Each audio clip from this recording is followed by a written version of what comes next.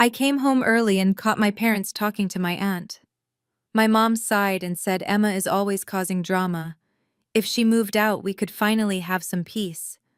My dad agreed, saying she is too attached and she will never leave.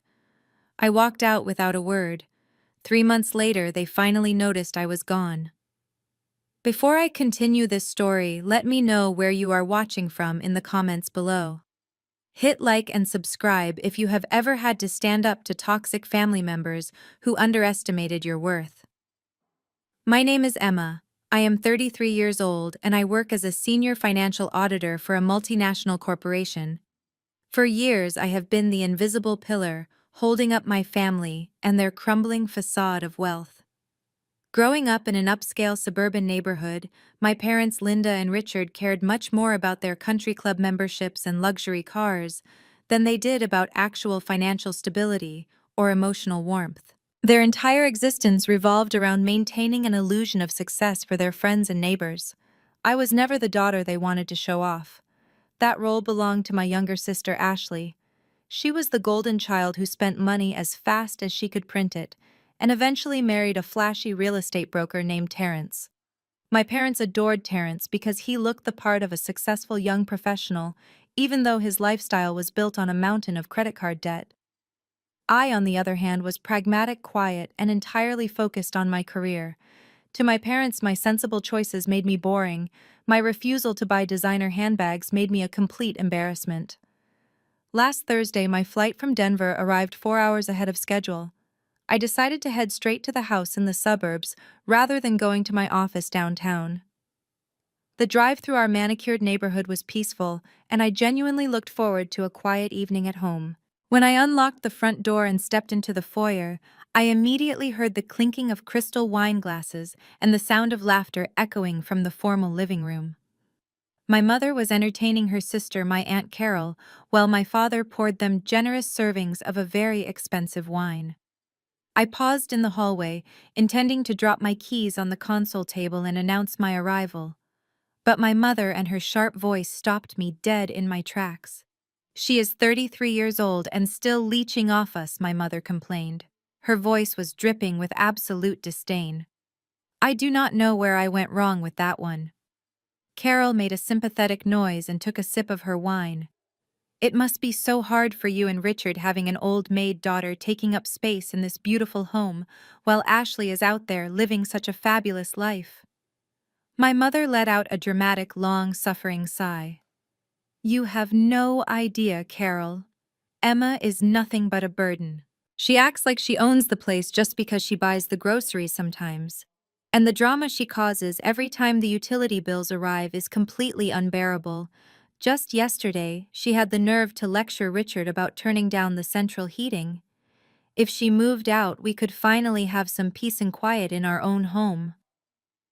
My father chuckled. It was a dismissive sound that made my stomach churn.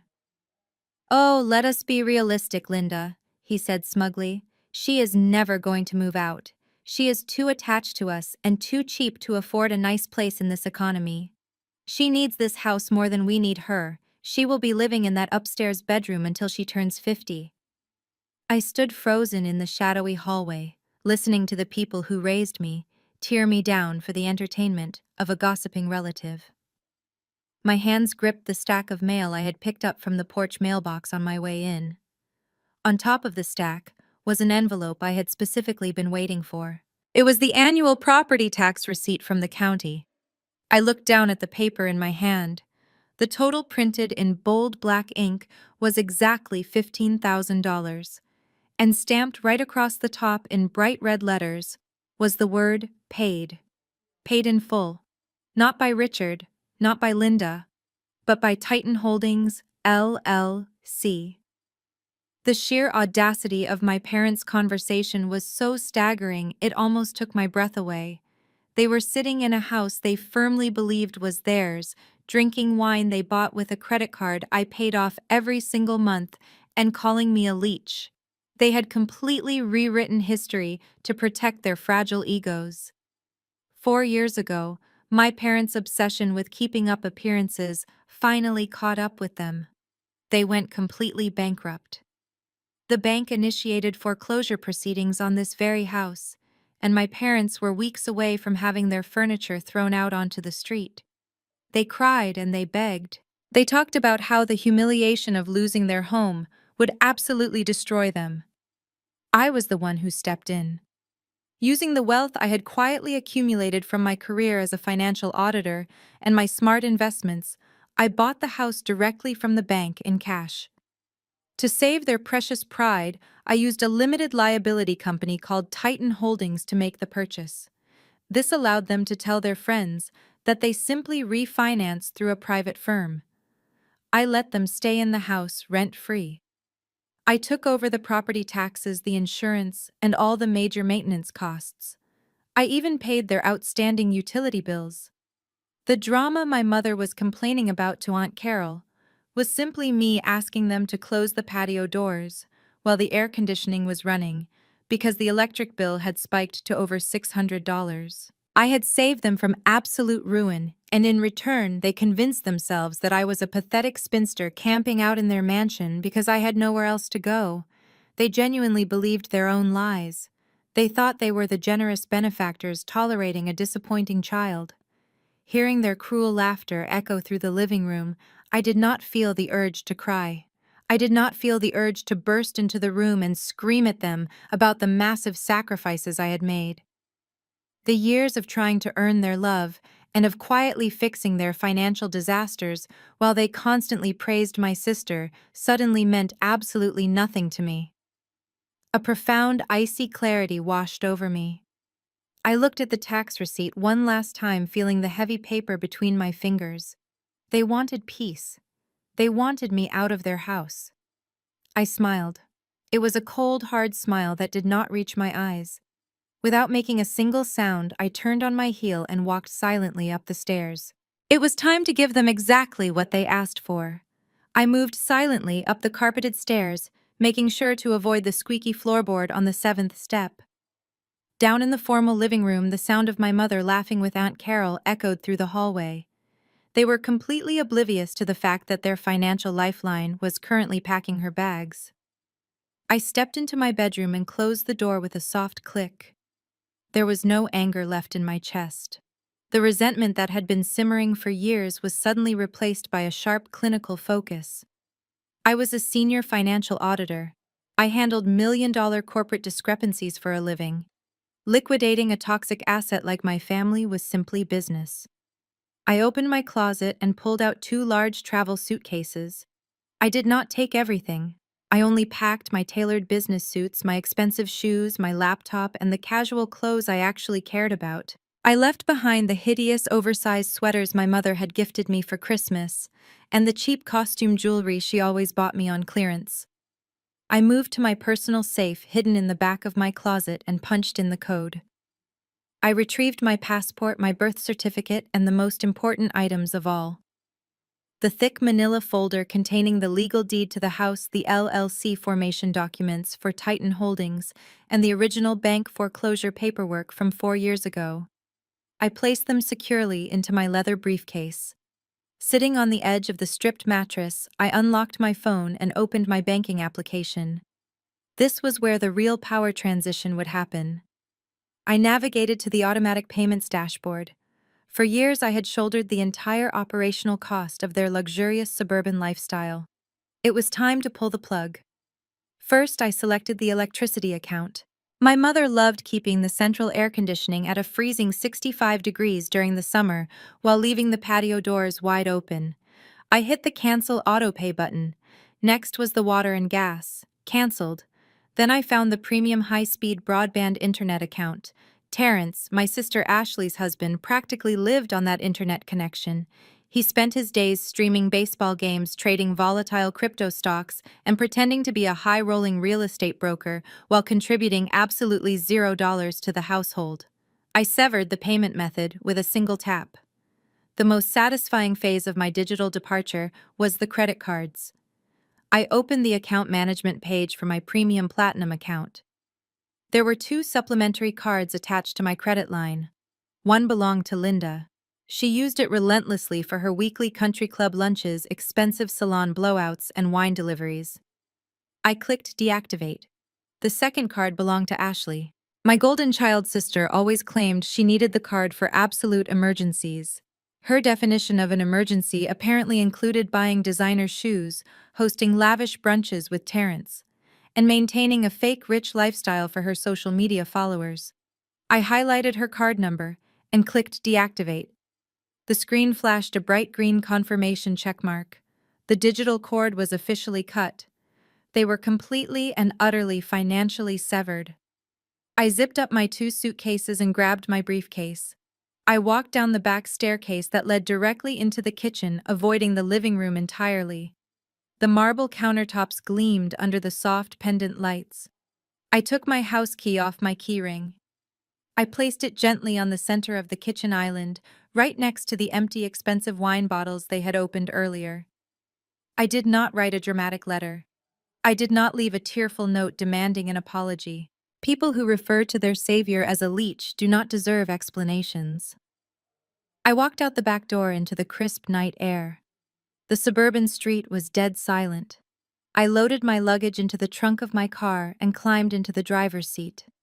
I started the engine and pulled out of the driveway. I did not look in the rearview mirror. I drove through the neighborhood, passing the large houses and manicured lawns, feeling lighter with every mile that separated me from my parents' toxic delusion. The next morning, brilliant sunlight streamed through massive floor-to-ceiling windows. I woke up enveloped in the expensive high-thread count sheets of my luxury downtown penthouse. I had purchased this incredible apartment 2 years ago using the bonuses from my auditing career. I kept it a complete secret from my family, using it exclusively as my private home office and personal sanctuary. Had my parents or Ashley known about this place, they would have immediately demanded keys, thrown wild parties, and invited Terrence to crash on my custom velvet sofa. Keeping this penthouse hidden was the smartest investment I ever made. I stood on the glass balcony wrapped in a silk robe, looking out over the breathtaking city skyline. The automated espresso machine hummed and beeped in the pristine, modern kitchen behind me. I poured myself a cup of freshly brewed coffee and leaned against the railing, breathing in the crisp morning air. I picked up my phone and checked the screen. It was already 9 in the morning. There were absolutely 0 missed calls and 0 text messages from my parents. They probably had not even realized my bedroom was empty yet.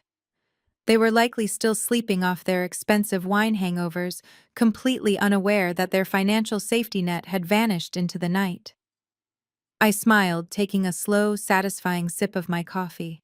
The 90-day countdown had officially begun. Without my credit card, the bills would bounce. Without my auto pay, the utility companies would start sending warning notices. I looked down at the bustling city streets below, feeling an overwhelming sense of absolute freedom. I was eager to see exactly how long my peace-loving family could survive the harsh reality of the real world without my wallet to protect them. The first week of my strategic disappearance passed with a deafening silence. I spent my mornings running on my expensive treadmill overlooking the city, and my afternoons closing massive financial auditing contracts for my multinational corporate clients. I felt a profound sense of liberation. Yet there was a dark, twisted humor in the absolute silence from my biological family. Not a single phone call rang on my personal device. Not a single text message arrived asking if I was safe, or if I had eaten, or if I was even alive. An entire week passed, and my parents, Richard and Linda, along with my sister Ashley, simply went about their days completely oblivious to my empty bedroom.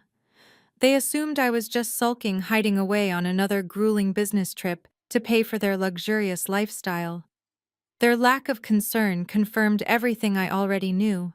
I was merely a walking wallet to them. By the 7th day, the digital guillotine I had set up finally dropped. The high-speed internet provider officially terminated the service at the suburban house due to the canceled automatic payments. I was sitting at my sleek glass dining table, reviewing a quarterly risk assessment for a major tech firm, when my phone screen suddenly lit up. It was a notification from the family group chat. I picked up the device and unlocked it. The message was from Ashley. It was not a question about my well-being. It was a direct entitled command. "Emma, what is wrong with the Wi-Fi network? Ashley typed her words practically dripping with annoyance. Terrence is in the middle of a massive real estate deal and he needs to send an urgent email to a VIP client right now. You need to come home and fix this immediately. I stared at the message and let out a genuine loud laugh. The sheer delusion of her text was almost impressive. Terrence, my 34-year-old African-American brother-in-law, was a master of grand illusions. He wore pristine tailored suits, drove a leased luxury sedan, and constantly boasted about his elite real estate portfolio.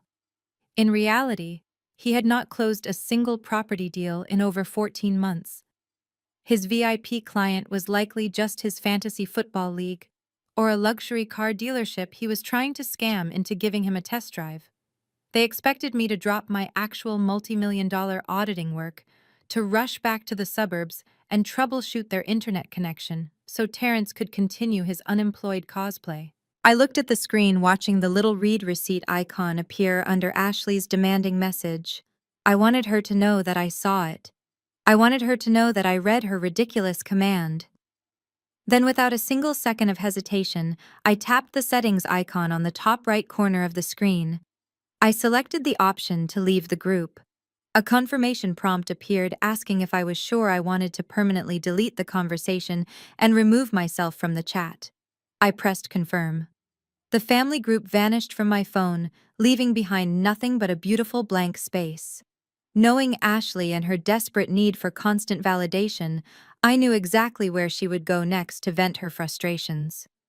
I opened my alternate social media account and navigated straight to her public profile. Ashley lived her entire life for her online audience, projecting the image of a wealthy, perfect suburban wife. Sure enough, there was a glowing purple ring around her profile picture indicating a new live story update. I tapped the icon and watched the pathetic performance unfold. Ashley was filming herself in the gourmet kitchen of my house holding a ridiculously expensive iced coffee. She sighed dramatically into the camera, adjusting her designer sunglasses. "Hey guys," she whined to her followers. "I am having the most frustrating morning ever. My irresponsible older sister completely forgot to pay the internet bill again, and now the whole house is offline." The camera panned over to show Terrence sitting at the kitchen island. He was wearing a crisp navy blue suit, tapping aggressively on his laptop keyboard, and looking deeply inconvenienced. Terrence sighed heavily for the camera, shaking his head. "It is unbelievable, babe," he said in his smooth, practiced voice. "I have international investors waiting on these contracts. This kind of unreliability is exactly why I hate relying on other people. I watch them perform their fake outrage from the comfort of my penthouse." Terrence was blaming me for his imaginary failed deals while sitting in a house I owned, using electricity I had paid for up until a week ago. Ashley turned the camera back to her perfectly contoured face. "It is just so exhausting dealing with people who do not take their responsibilities seriously," she complained. "But anyway, I am not going to let her toxic energy ruin my vibe today.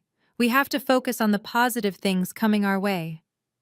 Ashley suddenly smiled, her mood shifting instantly from annoyed to ecstatic. She clapped her hands together, revealing a massive diamond ring that was undoubtedly purchased on my credit line.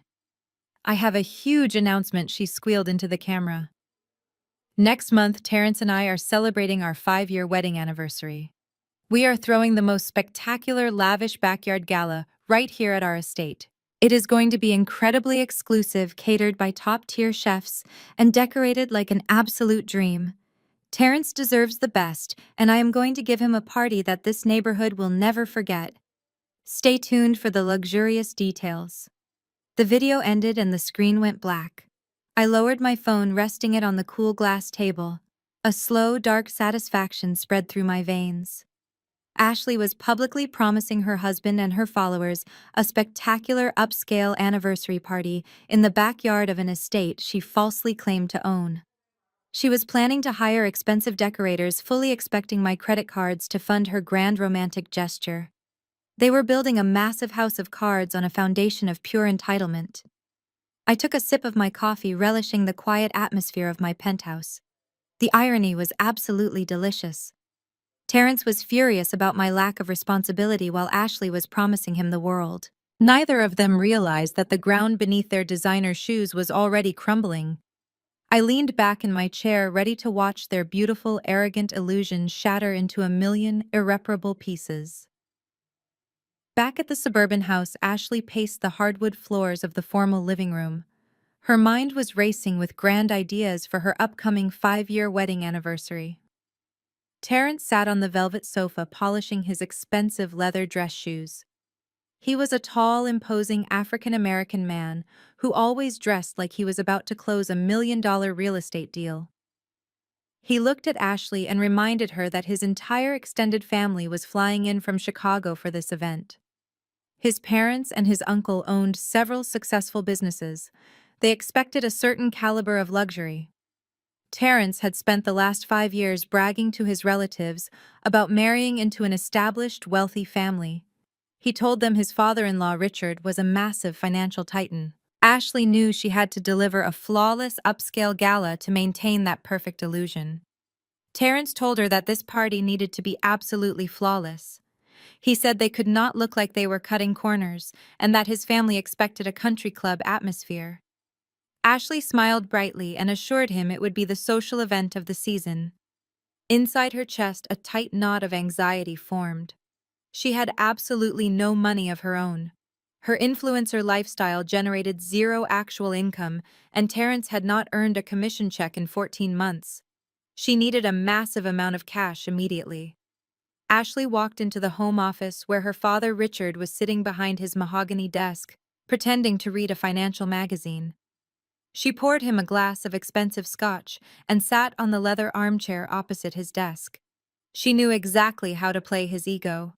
She praised his business acumen and talked about how much Terrence respected his wealth and status. Richard puffed out his chest, soaking up the flattery like a dry sponge. Then Ashley dropped the number. She told him she needed exactly $50,000 to host the anniversary party in the backyard. Richard coughed loudly, nearly choking on his drink. He immediately started to sweat and protest, claiming his liquid assets were currently tied up in complex overseas investments. Just then, Terrence strolled into the office holding a golf club he had borrowed from the garage. He clapped Richard on the shoulder, calling him the patriarch of success. Terrence mentioned how excited his wealthy uncle was to finally see the famous estate and experience Richard's legendary high society hospitality. The sheer force of Richard's fragile ego completely overrode his basic common sense. He could not look poor in front of his arrogant son-in-law.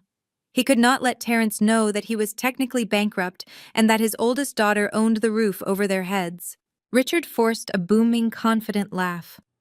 He looked at Terrence and told him that money was absolutely no object when it came to his favorite daughter.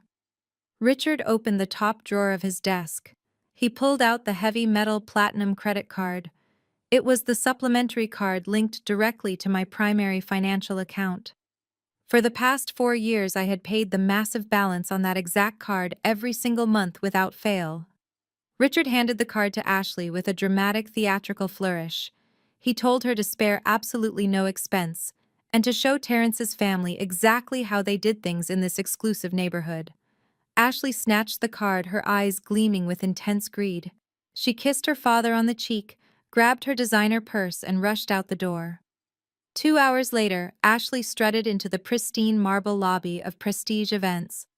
It was an elite party planning boutique located in the most expensive commercial district of the city. The boutique catered strictly to high-net-worth individuals and local celebrities. Ashley sat down in a plush chair across from the lead coordinator. She was a sharp woman in an impeccable white suit holding a digital tablet. Ashley ordered a glass of complimentary champagne and began listing her outrageous demands. She wanted imported white orchids cascading down the patio columns of the house. She demanded a 5-course plated dinner featuring Wagyu beef and butter-poached lobster. She insisted on hiring a live 10-piece string orchestra and a custom laser light show that would project her and Terrence's initials onto the facade of the estate. The coordinator tapped the details into her tablet, maintaining a polite professional smile. She calculated the figures and informed Ashley that the total estimated cost would be slightly over $50,000. She also stated that their strict company policy required a 20% non-refundable deposit upfront before they would reserve the date or contact any premium vendors. That meant $10,000 was due immediately upon signing the contract. Ashley did not even flinch. She felt a surge of absolute power and undeniable superiority as she reached into her purse. She casually tossed the heavy platinum card onto the glass table. She told the coordinator to go ahead and run it for the initial $10,000. She leaned back in her chair, crossing her legs and taking a slow, victorious sip of her champagne. She was already visualizing the jealous comments on her social media feed. She was already picturing Terrence looking at her with pride when his family arrived at the spectacular gala. The coordinator picked up the heavy card and inserted the chip into the sleek, wireless payment terminal. The machine processed the transaction for a few seconds. A sharp, harsh error tone beeped loudly in the quiet, pristine room. The coordinator frowned slightly and pulled the card out. She wiped the chip carefully on her sleeve and inserted it again. The machine processed. Another sharp beep echoed through the boutique. The coordinator looked at the screen and then looked up at Ashley. Her professional, welcoming smile faltered slightly. "I am so sorry," the coordinator said, sliding the terminal across the glass table. "The payment will not go through." Ashley scoffed, rolling her eyes in exaggerated annoyance. She insisted that the machine must be broken or experiencing a network glitch. She told the woman in a condescending tone that there was a limitless spending threshold on that platinum account because her father was extremely wealthy. The coordinator did not argue. She simply turned the digital screen toward Ashley so she could read the glowing red text herself. The message on the display was not a machine error. It was a direct automated response from the banking institution. The bright red letters displayed a very clear, unmistakable message. Card declined. Ashley felt the blood drain from her face. Her heart began to hammer violently against her ribs. She snatched the card off the table, her hands suddenly trembling. She stammered a pathetic excuse about fraud protection security alerts and rushed out of the boutique, leaving her half-empty glass of champagne behind. The illusion of her endless wealth had just hit a solid brick wall. The platinum card her father had handed her with such supreme confidence was completely useless. As she stood on the bustling city sidewalk, gripping the worthless piece of plastic, she had no idea that this was only the very first domino to fall in the absolute destruction of her perfect fake life. Ashley sped back to the suburban house in a state of absolute hysteria. She slammed the heavy oak front door and marched straight into the formal living room where her mother Linda was busy arranging imported flowers. Ashley threw the useless platinum card onto the glass coffee table. She screamed that she had been utterly humiliated in front of the city's most elite event coordinator. She shrieked about how Terrence would react if he found out they could not afford the luxurious catering his wealthy African-American family expected. Richard rushed out of his home office, his face pale and confused. He picked up the card and insisted there must be a banking error. He claimed his financial credit was flawless. Linda, however, immediately knew exactly who was responsible for this inconvenience. Her face twisted into a mask of pure rage. She did not see a severe financial crisis. She saw an act of deliberate rebellion from the older daughter she viewed as nothing more than a convenient servant. Linda grabbed her smartphone, her manicured fingers tapping the digital screen with aggressive force. Miles away in my serene downtown penthouse, I was finishing a complex risk assessment matrix for my international auditing client. My phone vibrated on the Marble Island. The caller identification displayed my mother's name. I did not answer. I simply watched the screen light up and ring, until it eventually rolled over to the automated voicemail system. A small notification icon popped up a minute later, indicating a new voice message. I pressed play and placed the phone on loudspeaker. Linda's voice blasted through the quiet luxury of my kitchen.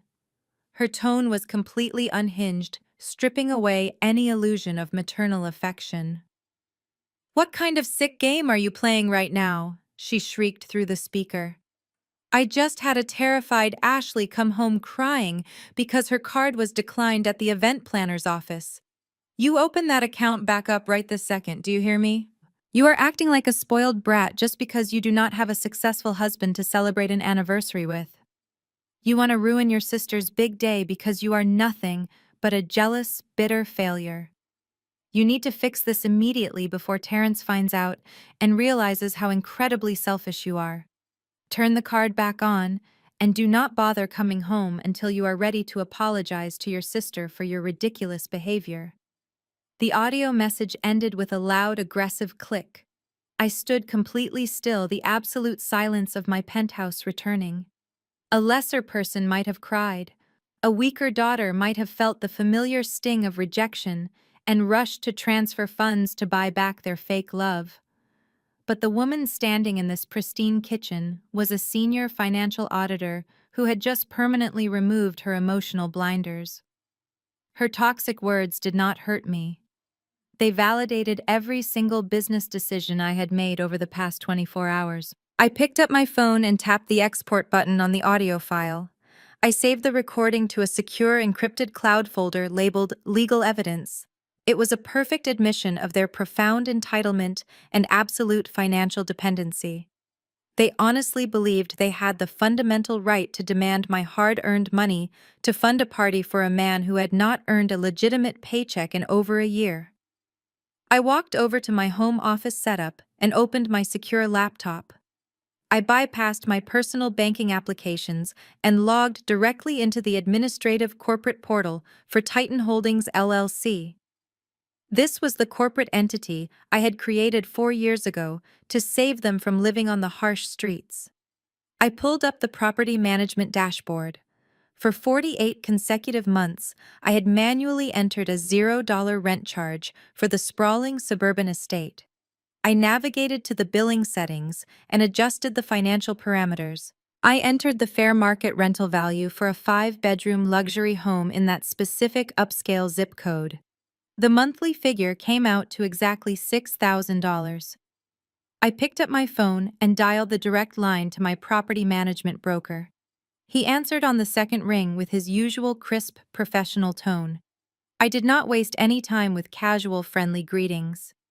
I instructed him to immediately generate a formal notice of past due rent for the current tenants occupying the suburban property under Titan Holdings. I told him to draft a legal letter stating that the extended grace period for free occupancy had officially expired. The tenants owed $6,000 for the current month, and the payment was due immediately upon receipt of the document. I specifically requested that the document be printed on the official corporate letterhead of the management firm, ensuring my personal name was nowhere to be found on the intimidating paperwork. The broker confirmed the strict instructions and asked if he should send the letter via standard postal mail. I smiled, looking out over the sprawling city skyline, bathed in the afternoon sun. I told him standard mail was entirely too slow for this particular transaction. I instructed him to use a registered corporate courier service, requiring a direct physical signature upon delivery. I wanted to make absolutely certain that Richard and Linda received the heavy legal envelope directly into their own hands. They wanted to scream about my jealousy and aggressively demand access to my bank accounts. They were completely blinded by their own stunning arrogance. I ended the call and closed my laptop, feeling a deep, profound sense of satisfaction. My mother thought a declined credit card was the ultimate disaster of her day. She had absolutely no idea that the real financial earthquake was already printed, sealed, and currently speeding toward her front door. The heavy oak front door of the suburban estate echoed with a series of sharp, aggressive knocks.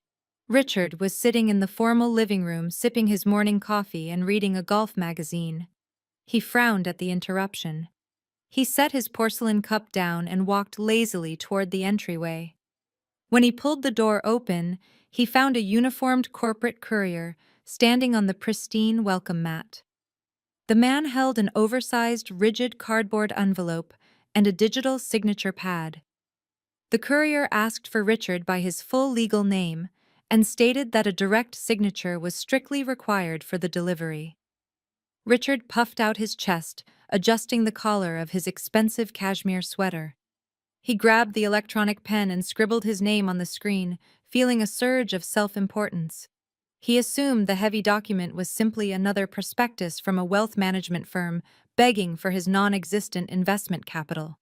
As the courier turned to leave, the regular postal worker walked up the driveway and handed Richard a thick stack of standard mail. Richard carried the entire pile of envelopes into his home office and tossed them onto his polished mahogany desk. He sat down in his leather executive chair and began sorting through the daily delivery. He noticed several envelopes bearing the logos of the local municipal utility companies. Richard felt a slight prickle of annoyance. He had not looked at a utility bill in over 4 years.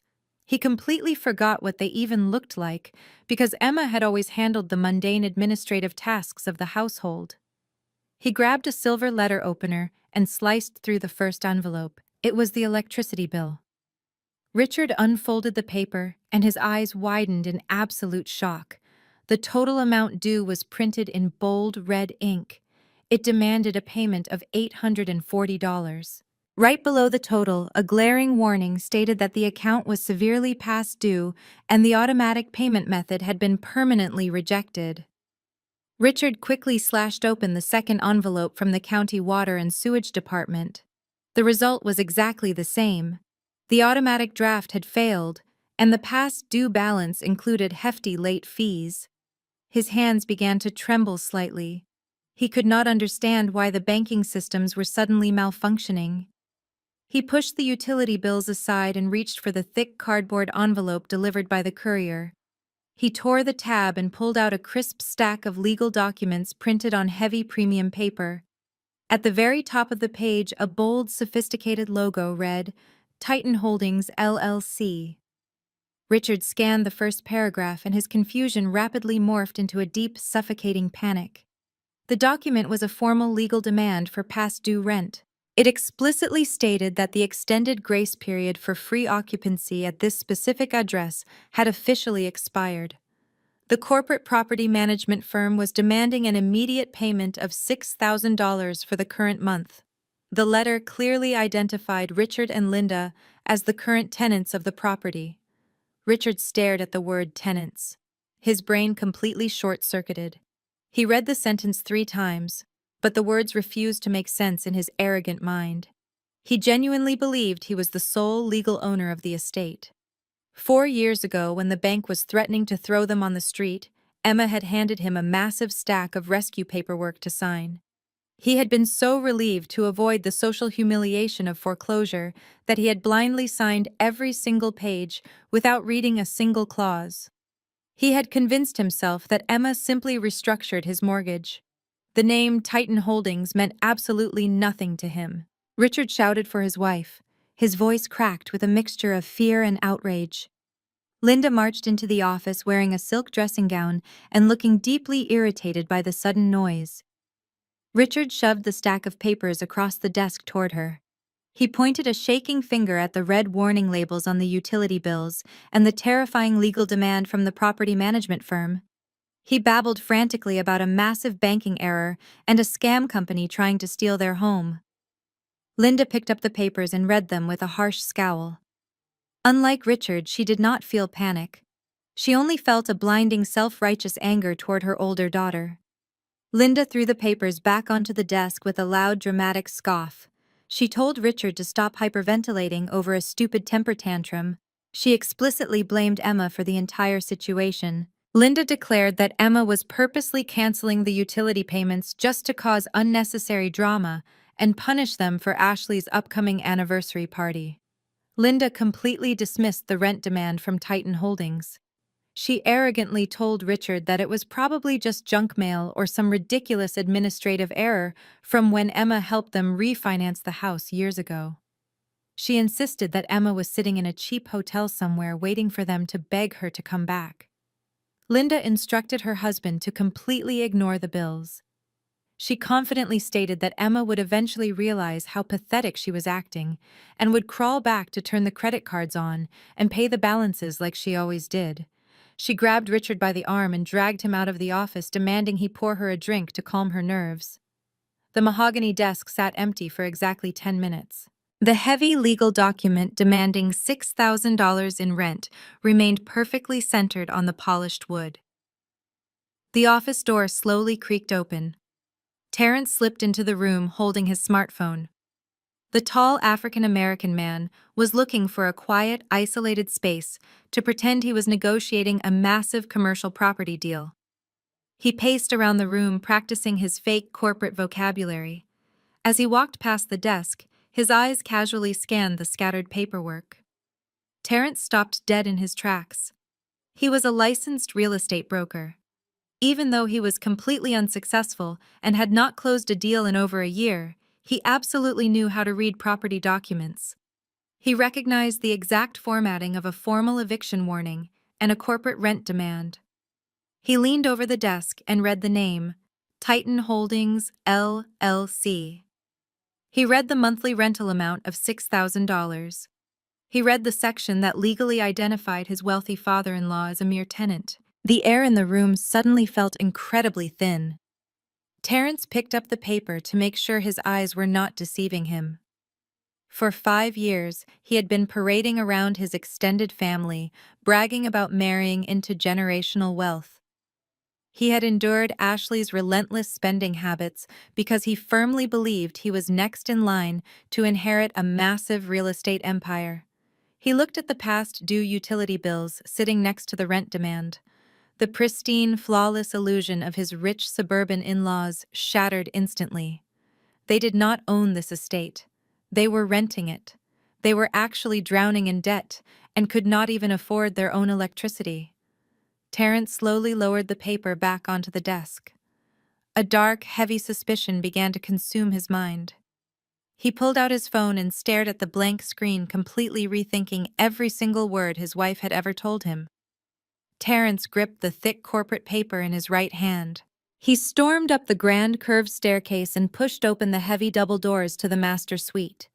Ashley was sitting at her illuminated vanity, applying a fresh coat of expensive lip gloss for her next social media post.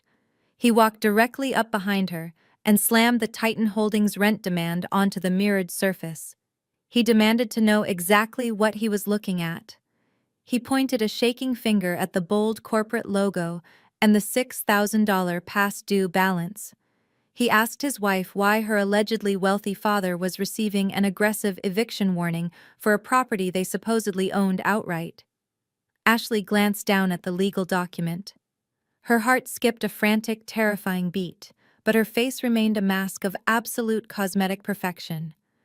She had spent her entire 30 years watching her parents lie to maintain their fragile social status, and she had inherited their terrifying ability to deceive without a single flinch. She let out a loud theatrical laugh and tossed her lip gloss aside. She stood up, wrapping her manicured arms around Terrence's neck. She told him he was being completely paranoid over a stupid administrative mistake.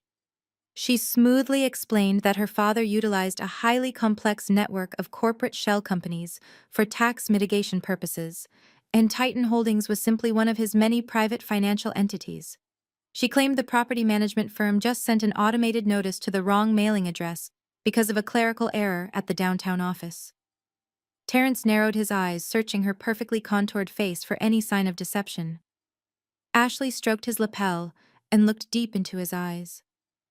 She promised him with absolute conviction that her parents were incredibly wealthy, and that this massive suburban estate would eventually be signed over to them free and clear.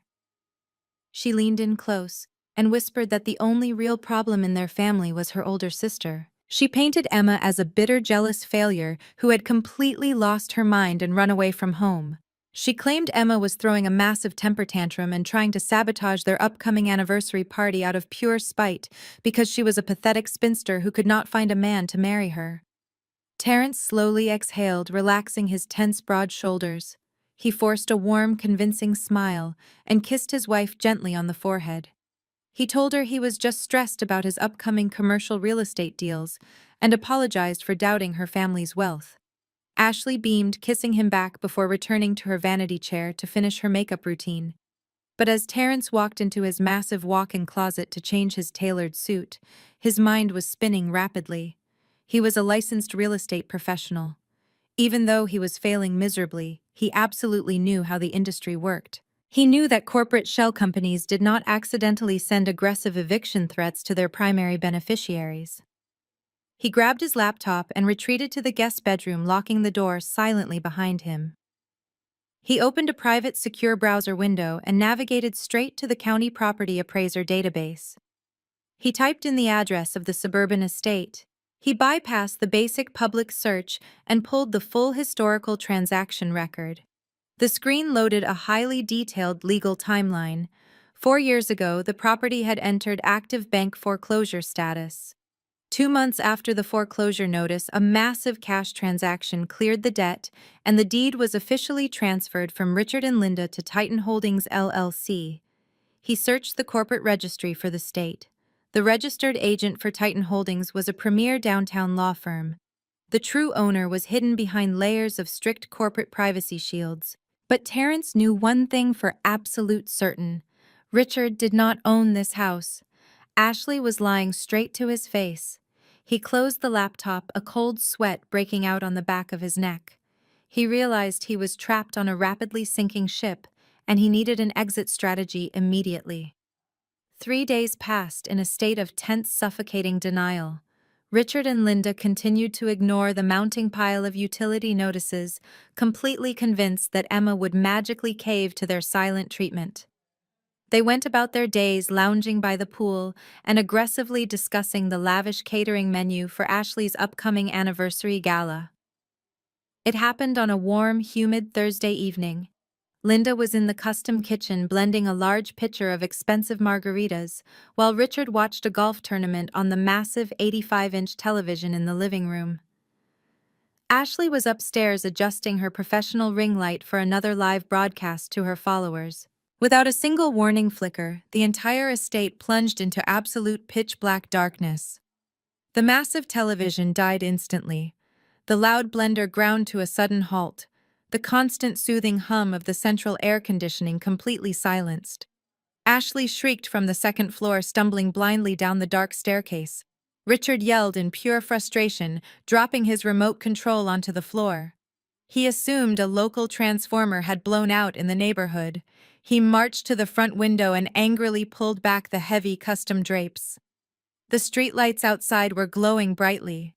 The neighbors' sprawling houses across the manicured lawns were brilliantly illuminated. The only house sitting in complete oppressive darkness was theirs. The electric company had officially cut the power. Panic finally breached the thick, impenetrable walls of Linda's delusion. She stumbled through the dark kitchen, frantically searching the countertops for her smartphone. The battery icon was glowing red at 15%. The harsh reality of their financial starvation hit her with the force of a freight train. She could not call Emma. Emma had permanently blocked their numbers and ignored their hateful voicemails. They had zero cash in their accounts. Their premium credit cards were useless pieces of plastic. The heavy summer heat was already beginning to creep into the stagnant air of the house. Linda locked herself in the downstairs powder room to escape Richard's panicked shouting. She stood in the pitch-black bathroom, her chest heaving with deeply humiliated rage. She opened her contacts and dialed the one person she despised, asking for help. The phone rang twice before her sister Carol answered. Linda forced a bright, cheerful tone, desperately masking the absolute panic in her shaking voice. She casually asked Carol for a quick temporary loan of $2,000. Linda lied beautifully, claiming that their primary bank was experiencing a massive catastrophic system error and all their executive accounts were temporarily frozen for security purposes. She promised to pay Carol back with interest by Monday morning. She stood in the dark, gripping her glowing phone, waiting in absolute terror to see if her final pathetic lie would save them from total ruin. The $2,000 from Aunt Carol arrived via wire transfer the next morning. It was barely enough to cover the aggressive reconnection fees, the late penalties, and the basic past-due utility balances. By noon, the heavy hum of the central air conditioning returned to the suburban estate, and the massive televisions glowed back to life. Linda walked through the house, acting as if she had single-handedly conquered a minor administrative glitch. She poured herself a fresh glass of chilled white wine and told everyone to stop worrying. But the suffocating tension in the house did not dissipate. Ashley was pacing the hardwood floors, her designer heels clicking frantically. The elite event coordinator at Prestige Events had sent a final warning email. If the $10,000 deposit was not paid in full by the end of the week, the entire anniversary gala would be permanently canceled.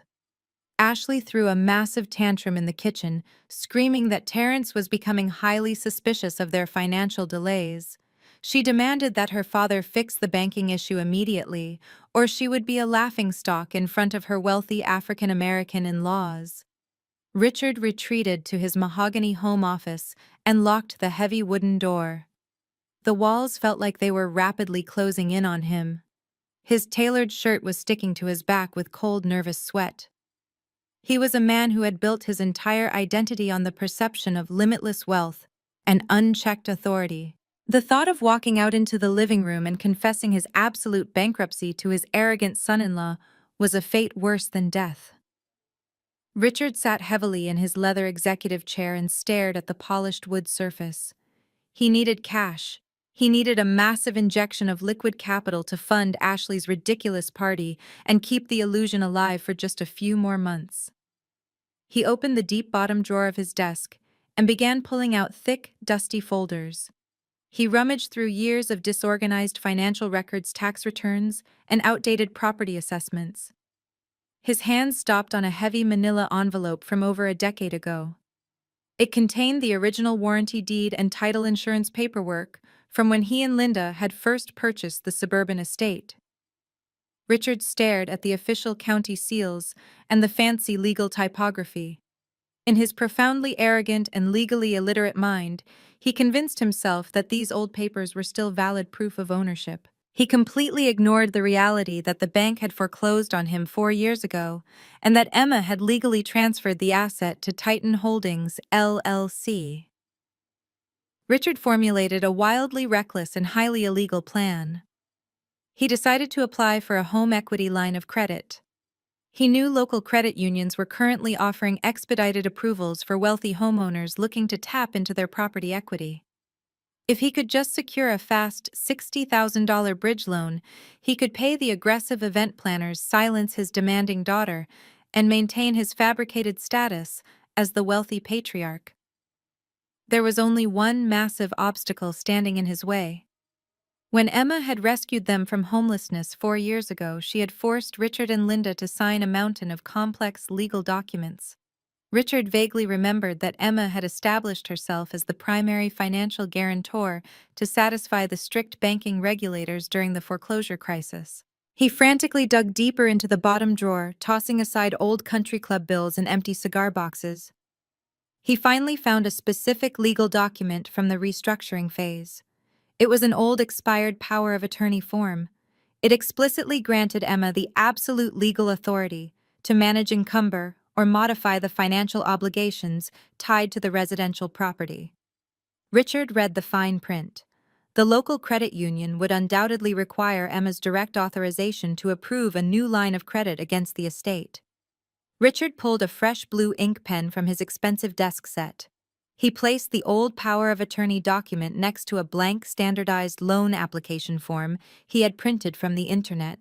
He stared at Emma's elegant, precise signature at the bottom of the old page. The air in the locked office grew thick and heavy. Richard was about to cross a terrifying line from simple financial mismanagement directly into federal felony territory. He convinced himself that he was doing this out of pure necessity to protect his family. He rationalized that Emma would eventually calm down and approve the loan retroactively once she realized how important the anniversary gala was to her younger sister. He gripped the pen tightly, steadying his shaking hand. He carefully traced the fluid loops and sharp angles of his oldest daughter's name onto the bottom line of the fresh bank application.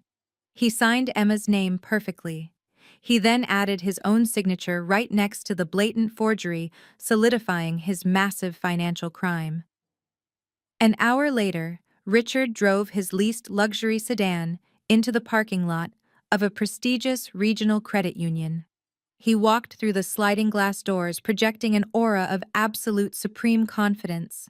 He wore his finest custom-tailored suit, a silk tie, and an expensive watch he had not finished paying off. He asked to speak directly with the senior branch manager. Richard sat in a plush leather chair in a private glass-walled office and delivered the performance of his lifetime. He spoke loudly and arrogantly about his expansive investment portfolio and his desire to quickly access some liquid equity for minor home renovations. He smoothly slid the heavy folder across the polished desk. It contained the outdated property deed, the fabricated income statements, and the freshly forged authorization documents. The senior branch manager smiled, politely impressed by Richard's loud, booming confidence and his expensive attire. The manager quickly reviewed the paperwork, noting the high appraised value of the suburban estate in the current housing market. He told Richard that the initial application looked incredibly strong and that the underwriting department would process the documents for an expedited preliminary approval. Richard stood up, shook the manager's hand firmly, and walked out of the bank, feeling like an absolute genius. He smiled as he walked to his car, completely certain that he had just single-handedly saved his family from total social ruin. He had absolutely no idea that his forged signature had just triggered a silent digital alarm in a highly secure financial system explicitly designed to destroy him. High above the bustling downtown streets, the silence of my penthouse was suddenly broken by a sharp, distinct chime from my secure encrypted smartphone. I was sitting at my glass dining table, reviewing an international merger portfolio, when the notification flashed across the screen. As a senior financial auditor handling massive corporate accounts, I never left anything to chance. My personal and corporate financial security protocols were impenetrable. I had installed top-tier credit monitoring software and automated fraud alerts on every single asset I owned. I picked up the phone and opened the secure banking application.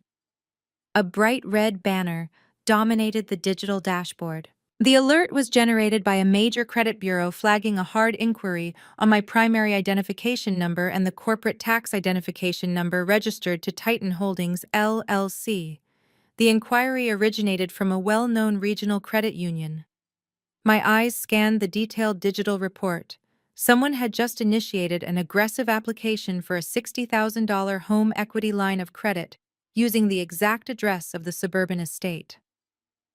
A cold, calculated smile touched the corners of my mouth. Richard had actually done it. My arrogant, foolish father had crossed the hard, definitive line from simple financial incompetence straight into a federal felony. He genuinely thought he could outsmart the banking system. He believed he could quietly extract tens of thousands of dollars from a property he lost to foreclosure 4 years ago. He was operating under the pathetic delusion that his tailored suits and loud voice could bypass modern financial regulations. I did not panic. I did not feel an ounce of the anxiety that would normally cripple a victim of identity theft. I simply went to work. This was my absolute domain. I closed my merger portfolio and opened a fresh encrypted workspace on my dual monitors. I immediately dialed the direct extension of my dedicated corporate relationship manager at the commercial bank that held the Titan Holdings accounts. I bypassed the automated system and spoke directly to the executive fraud department. I clearly and calmly informed the banking executive that an unauthorized individual was attempting to leverage a corporate asset using fraudulent documents. Because I am the sole registered owner and the absolute legal guarantor for Titan Holdings, the bank treated my fraud report as a critical Tier 1 priority. Within 15 minutes, their internal security team intercepted the electronic application from the regional credit union. The credit union, eager to avoid any liability in a massive corporate fraud scheme, fully cooperated with my banking team. They securely transmitted a complete digital copy of the exact loan application my father had submitted just an hour earlier. I downloaded the heavy PDF file and opened it on my large high-definition monitor. I zoomed in on the final page of the document. There, sitting right next to Richard's sloppy, rushed handwriting, was my own name. I stared at the signature. It was an incredibly pathetic attempt at a forgery. Richard had tried to replicate the fluid loops and sharp angles of my professional signature, but the digital scan clearly showed the hesitation and the nervous pressure of his pen. He had attached a completely outdated and legally void power of attorney form from 4 years ago, hoping the loan officer would be too intimidated by his fake wealth to verify the dates. He had essentially handed me the loaded weapon I needed to destroy his entire fabricated universe. I stood up from my desk and walked over to my heavy commercial-grade laser printer. I began printing every single piece of evidence. I printed the forged loan application on high-quality paper. I printed the time-stamped digital logs provided by the credit union, which explicitly detailed the exact time Richard sat in their branch and the specific loan officer he handed the fraudulent documents to.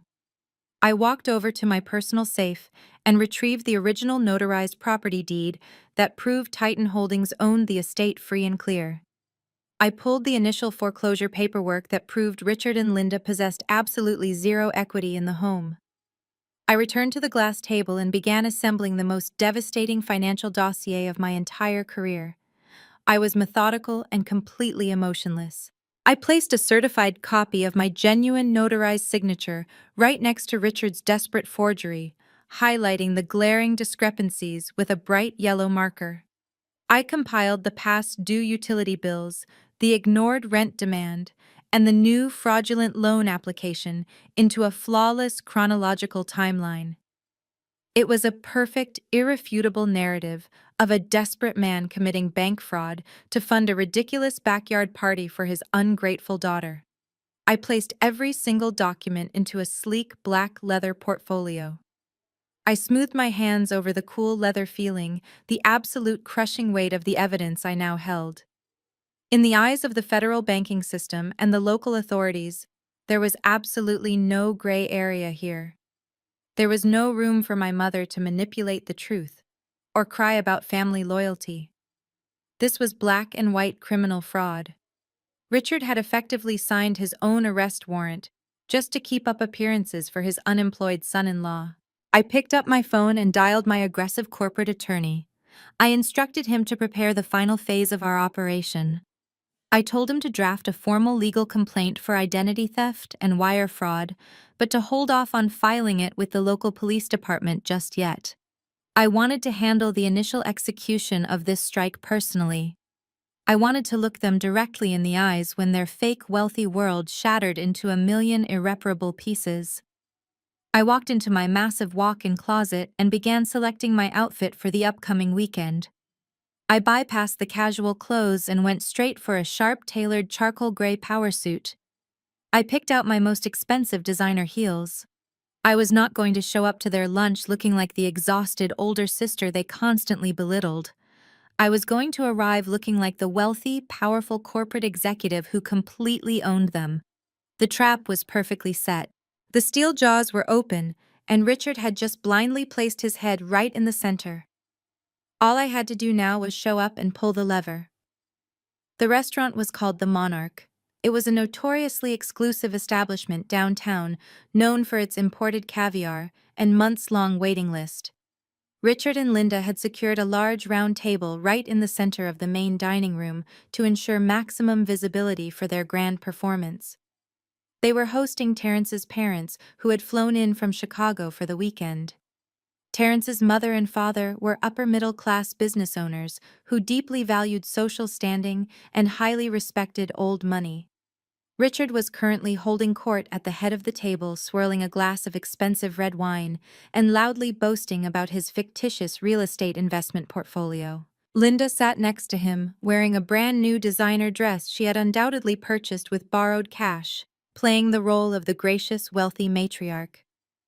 Ashley and Terrence were leaning in, completely absorbed in the illusion, projecting the image of a young power couple destined to inherit a massive suburban empire. Terrence's father leaned forward, cutting into a thick prime steak, and complimented Richard on his beautiful, sprawling estate. He mentioned how excited the entire Chicago family was to attend the upcoming 5-year anniversary gala in the backyard. Richard beamed with absolute arrogant pride, completely ignoring the fact that his electricity had been cut off just days prior, and that he had begged Aunt Carol for a sudden bailout. He assured his in-laws that the party would be the absolute social event of the entire season, and that money was absolutely no object when it came to his favorite daughter. Linda smiled sweetly and patted Terrence's arm, telling his parents that they treated him like their own biological son. They were all drowning in a spectacular ocean of debt and lies, but in that specific moment, surrounded by crystal chandeliers and hovering waiters, they felt totally invincible. The heavy glass doors of the Monarch opened, and I stepped into the opulent dining room. I was not the exhausted, overwhelmed auditor they were used to exploiting and insulting. I wore the charcoal gray power suit I had meticulously selected, perfectly tailored to project absolute authority and ruthless precision. My designer heels clicked rhythmically against the polished marble floor, commanding immediate attention from the staff and nearby patrons. Walking right beside me was my corporate attorney David, a man who charged $800 an hour and looked like a legal shark hunting for blood. We bypassed the hostess stand, entirely ignoring the waiter who tried to ask for our reservation. My eyes were locked directly on the center table where my biological family was currently selling their fraudulent fairy tale to their unsuspecting guests. As I navigated through the maze of white tablecloths, Terrence was the first person to notice my approach. His confident smile immediately faltered, and his rigid posture stiffened. He nudged Ashley, who turned her head and gasped quietly, bringing a manicured hand to her mouth in genuine shock. Richard and Linda followed her terrified gaze. The blood instantly drained from my father's face, leaving him a sickly shade of gray. The expensive red wine in his glass sloshed dangerously as his hand began to tremble uncontrollably. My mother, however, immediately switched into defensive survival mode. Her eyes narrowed into angry slits as she registered my powerful, unbothered appearance. She had spent the last week telling everyone I was a pathetic runaway who could not handle the real world, and seeing me look this wealthy and untouchable completely shattered her carefully constructed narrative. I stopped right at the edge of their table. David stood silently at my left shoulder, an imposing figure of legal dread holding a sleek black briefcase. Terrence's parents looked up at me with polite confusion, clearly unaware of who I was or why I was interrupting their expensive lunch. The tension hovering over the table was thick enough to cut with a steak knife. I did not say a single greeting. I simply looked at Richard, watching the sheer terror bloom in his wide, panicked eyes. He knew exactly why I was there. He knew that I worked as a senior auditor in corporate finance, and he knew he had forged my name on a federal banking document less than 24 hours ago. Linda slammed her linen napkin onto the table and stood up forcefully. She forced a tight, highly unnatural smile for the benefit of Terrence's parents before turning her vicious, glaring eyes directly onto me. She leaned across the table and hissed in a harsh, angry whisper, demanding to know what I was doing there. She accused me of tracking them down just to cause unnecessary drama and humiliate the family in front of their important guests. She aggressively ordered me to turn around and walk out the door, claiming we could discuss my childish temper tantrum back at the house later that evening. She tried to dismiss me like a disobedient toddler completely desperate to maintain her elegant facade in front of her wealthy in-laws. She explicitly told me that I was ruining her perfectly planned afternoon and that I needed to stop acting like a jealous, bitter spinster trying to ruin Ashley's happiness. I did not raise my voice. I did not blink or show a single ounce of emotion. I completely ignored her frantic emotional manipulation and gaslighting. I looked directly past my mother and focused my eyes entirely on Richard. He was gripping the edge of the table so hard, his knuckles were turning white and cold sweat was beading on his forehead. I slowly lifted my right arm and brought the sleek black leather portfolio forward. I unzipped the top and pulled out the thick stack of legal and financial documents I had prepared the night before. Without a single word of hesitation, I dropped the heavy dossier right into the dead center of the pristine white tablecloth. The papers landed with a loud, distinct thud, rattling the expensive crystal water glasses and completely halting the conversation at the surrounding tables. Right on top, facing Terrence and his parents, was the fraudulent loan application featuring Richard's sloppy forged signature right next to my own perfectly printed name. The stark, undeniable evidence of his felony sat under the bright dining room lights, completely exposing the absolute lie they had been living. I stood tall and unwavering, watching the absolute horror wash over my father, as he realized there was no escape from the legal trap he had blindly walked into. The sound of the heavy leather portfolio hitting the table seemed to echo endlessly in the silent dining room. Linda immediately lunged forward. Her manicured hands reached out to snatch the documents away from the center of the table. She let out a high-pitched, forced laugh that sounded completely unhinged. She frantically told Terrence and his parents that this was just a silly practical joke and that her older daughter had a terrible sense of humor. Before her fingers could even brush the crisp white paper, David stepped forward. My attorney smoothly placed his large hand firmly over the dossier. He looked at my mother with a deadpan expression and advised her not to tamper with physical evidence of a federal crime. Linda froze in her tracks. The fake smile violently collapsed off her face. I turned my attention away from my panicking mother and looked directly at Terrence and his wealthy parents. They were sitting completely frozen in their plush dining chairs. Terrence's father had actually dropped his steak knife onto his china plate. I introduced myself with absolute perfect enunciation. I told them my name was Emma, and that I was the senior financial auditor they had likely never heard about. I apologized for interrupting their expensive lunch, but stated that I felt a moral obligation to protect them from a massive financial scam. I looked Terrence straight in the eyes. I told him that the sprawling suburban estate he had been bragging about all afternoon did not belong to Richard or Linda. I stated clearly and loudly that the house your son is living in belongs entirely to my company, Titan Holdings LLC. I informed the entire table that Richard and Linda had gone totally bankrupt 4 years ago, and I had bought the house out of foreclosure to save them from living on the street. Ashley let out a loud, dramatic gasp. She slammed her hands on the table and yelled that I was a bitter, jealous liar. She grabbed Terrence by the arm and desperately begged him not to listen to my toxic delusions. Terrence did not look at her. He kept his dark eyes locked entirely on my face. His jaw was clenched so tightly a muscle twitched in his cheek. He asked me in a low, dangerous voice if I had absolute proof of these claims. I nodded to David. My attorney calmly opened the portfolio and slid the certified property deed and the eviction notice directly across the table toward Terrence and his father. I spoke clearly, ensuring my voice carried over the soft jazz music playing in the background of the restaurant. I announced that not only did they not own the house, but they had also failed to pay their rent for the past 2 months. I revealed that their electricity had been shut off just days prior and that they were currently drowning in insurmountable debt. I watched as Terrence read the official eviction warning. The realization hit him like a physical blow. The wealthy, established family he thought he had married into was nothing more than a pathetic, broke mirage. Then I turned my absolute focus onto my father. Richard was sinking lower and lower into his chair, looking like he was about to experience a massive cardiac event. He opened his mouth to speak, but no sound came out. I did not give him a single second to recover. I pointed directly at the top document sitting in the dossier. I told the entire table that being broke was not a crime, but what Richard did yesterday absolutely was.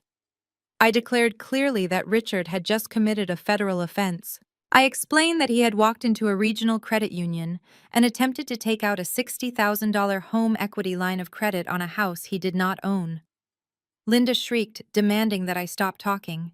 She tried to play the victim card, crying out that I was destroying my own father over a simple misunderstanding.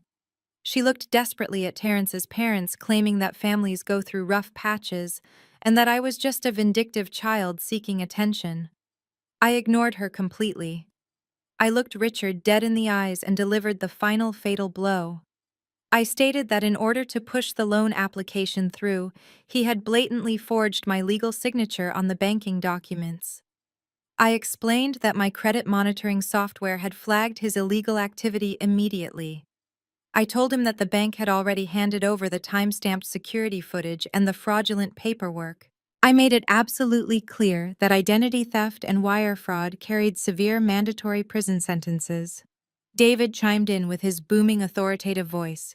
He informed Richard that the local authorities and the Federal Banking Commission had already been notified of the breach. He stated that attempting to defraud a federally insured institution was a felony that no amount of suburban country club charm could fix. Richard buried his face in his hands. He let out a pathetic whimpering sound, completely broken by the inescapable weight of his own profound stupidity. He did not deny the accusations, because the evidence sitting right in front of him was mathematically and legally absolute. Terrence's mother brought a trembling hand to her pearl necklace. She looked at Linda with an expression of pure, unadulterated disgust. The wealthy Chicago business owners had built their lives on hard work and integrity. Finding out they were sitting across from broke, manipulative criminals was the ultimate insult. Terrence's father slowly stood up from the table, throwing his linen napkin down. He did not say a single word to Richard or Linda. The absolute silence from his side of the table was more punishing than any screaming match could ever be. I looked at Ashley. The golden child was trembling uncontrollably.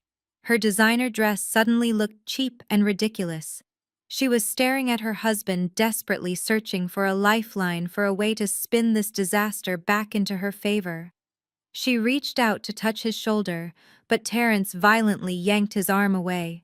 He slowly turned his head to look at his wife. The look in his eyes was terrifying. It was a mixture of absolute rage and profound humiliation. He realized that every single thing she had ever told him was a meticulously crafted lie. The illusion of Ashley's grand elite lifestyle officially shattered into a million irreparable pieces right there on the dining room floor. Terrence stood up so fast his heavy wooden dining chair tipped backward and crashed loudly against the polished marble floor. He did not bother to pick it up. He did not look at his stunned parents, who were already gathering their coats to flee the humiliating scene. He did not even glance at Richard and Linda, who were sitting frozen like pathetic statues of shattered pride. Terrence reached down and grabbed Ashley firmly by the upper arm. His grip was tight and completely unforgiving. He hauled her out of her seat, ignoring her sudden panicked yelp. He dragged his frantic wife away from the table and marched directly toward the glass exit doors of the upscale restaurant. Ashley stumbled in her high designer heels, struggling to keep up with his aggressive, furious strides. She whimpered and begged him to slow down, but Terrence marched straight through the opulent lobby and burst out into the sweltering afternoon heat of the parking lot. He did not stop until they reached the far corner of the valet section, completely isolated from the prying eyes of the restaurant patrons and the whispering staff.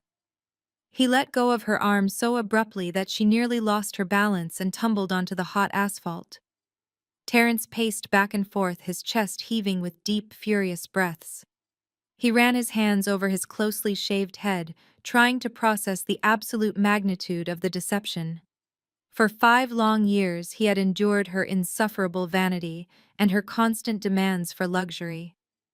He had tolerated her arrogant parents and their condescending remarks. He did all of it because he truly believed he was securing a massive financial future.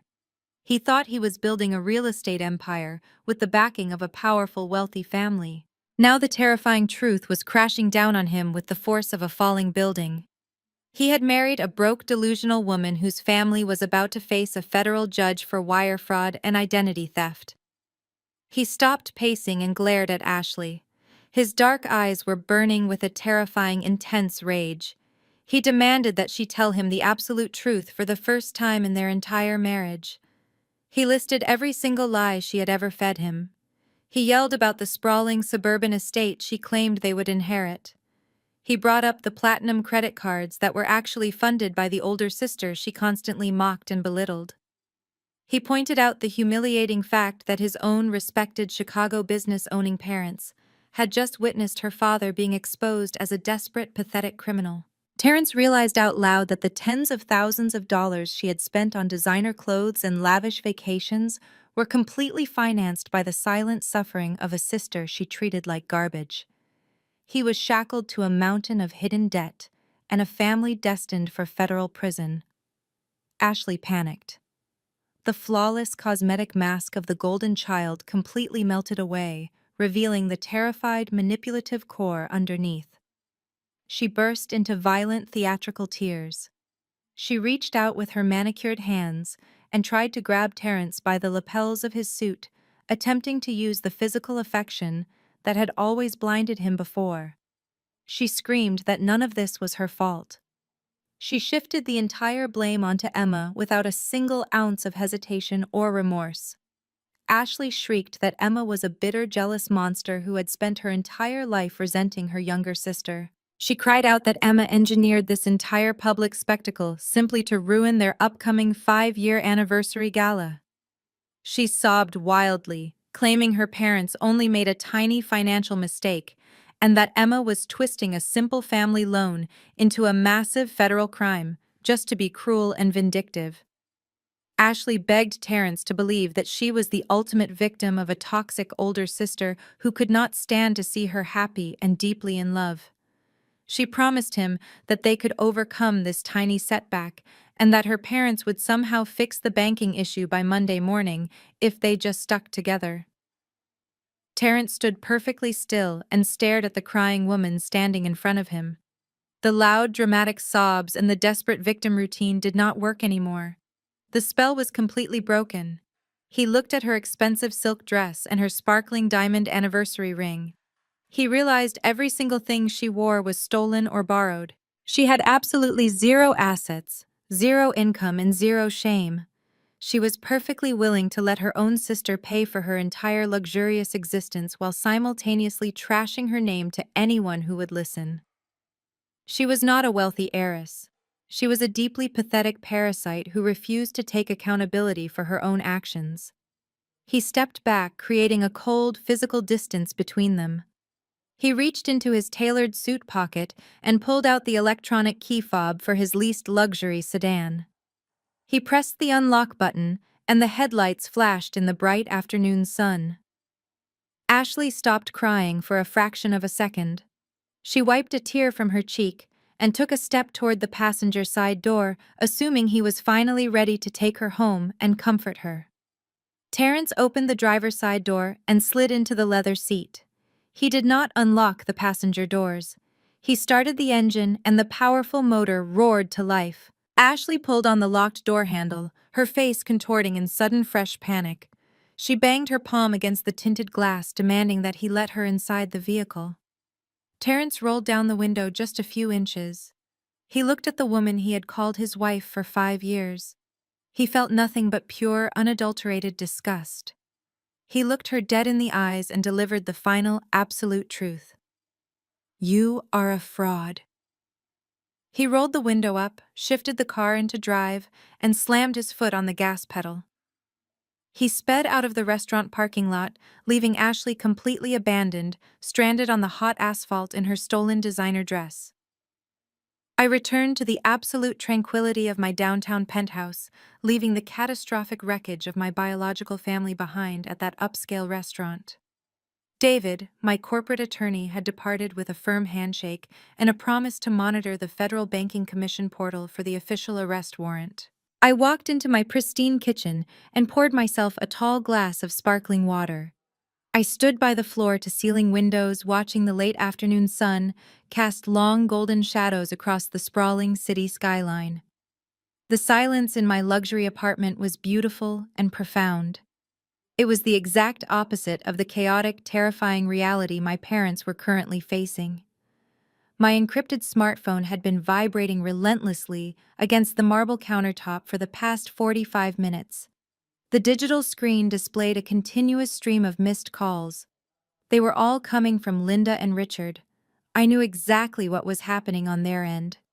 The initial shock and aggressive anger they displayed at the restaurant had completely evaporated. The paralyzing fear of a federal criminal indictment had finally set in. They had likely rushed back to the dark, sweltering suburban estate with no electricity, no air conditioning, and absolutely no way out. They had exhausted their usual tactics of gaslighting and public intimidation. Now they were forced to deploy their absolute last resort: the desperate, pathetic victim routine. I picked up the phone and stared at the glowing screen. I did not want to speak to them, but as a senior financial auditor, I understood the immense value of capturing a full verbal confession. I opened a secondary digital recording application on my secure laptop and synchronized it with my mobile device. I tapped the green accept button and placed the phone flat on the cold marble island, turning the speakerphone volume to the maximum setting. I did not say a single word. I simply waited for them to fill the dead air. Emma, please do not hang up the phone. Linda's voice burst through the speaker instantly. She was crying with loud theatrical sobs that echoed through my quiet kitchen. The harsh, demanding tone she had used to humiliate me her entire life was completely gone. In its place was the trembling, high-pitched wail of a terrified woman who had just realized she was completely powerless. Emma, my sweet girl, please listen to me. I am so incredibly sorry. I am so sorry for everything. You have to understand that I was just stressed out. I was overwhelmed by the financial pressure, and I just misspoke. I leaned against the kitchen counter listening to her pathetic attempt to rewrite history. She was completely ignoring the decades of emotional abuse, the systematic financial exploitation, and the fact that she had treated me like a disposable servant. She honestly believed she could erase the horrifying reality of her actions by shedding a few fake tears over a cellular connection. We are a family, Emma. Linda continued to sob, her voice cracking dramatically. You cannot do this to us. You cannot let this happen to your own flesh and blood. Terrence just abandoned your sister in a parking lot and drove away. Ashley is completely hysterical, and she has absolutely nowhere to go. We are sitting in a dark, hot house with no electricity and no money. Please, Emma, I am begging you to show some compassion. I know I said some harsh things, but I never meant to hurt you. I was just trying to push you to be stronger. I am your mother and I love you. I stared at the phone, feeling absolutely nothing. Her words were a poorly constructed script designed entirely to manipulate my empathy. She was not apologizing for destroying my mental health or stealing my money. She was apologizing because she was hot broke and terrified of the police. Before I could even process her fake maternal affection, I heard a scuffling sound through the speaker. Richard had aggressively grabbed the phone away from his crying wife. Emma, you need to listen to me right now, Richard pleaded. His deep, booming, authoritative voice was reduced to a frantic, wavering whisper. I made a terrible mistake. I admit it. I made a massive error in judgment, but I only did it to protect our family. I was trying to save your sister's anniversary party. I was trying to keep our social standing intact. You know how important our reputation is in this neighborhood. I remained completely silent, letting the recording software capture every single syllable of his desperate confession. You have to call the bank, Emma. Richard begged, his breathing heavy and erratic. You have the power to fix this right now. You are the sole guarantor of Titan Holdings. You just need to call the Federal Banking Commission and the Regional Credit Union. Tell them it was a massive misunderstanding. Tell the investigators that you verbally authorized me to sign those loan documents on your behalf. Tell them it was just a clerical error and that you fully approve the $60,000 equity line. If you just retract the formal complaint, they will drop the federal fraud investigation. The sheer audacity of his request was staggering. My father was actively begging me to commit federal perjury. He wanted me to lie to government banking investigators and permanently ruin my pristine corporate auditing license just to save him from the consequences of his own intentional felony. He genuinely believed that his freedom was inherently more valuable than my entire career and my legal record. Please, Emma. Richard's voice broke into a pathetic, wet sob. I am an old man. I have heart problems and high blood pressure. I cannot survive in a federal prison. The stress alone will literally kill me. We are your family. We gave you life.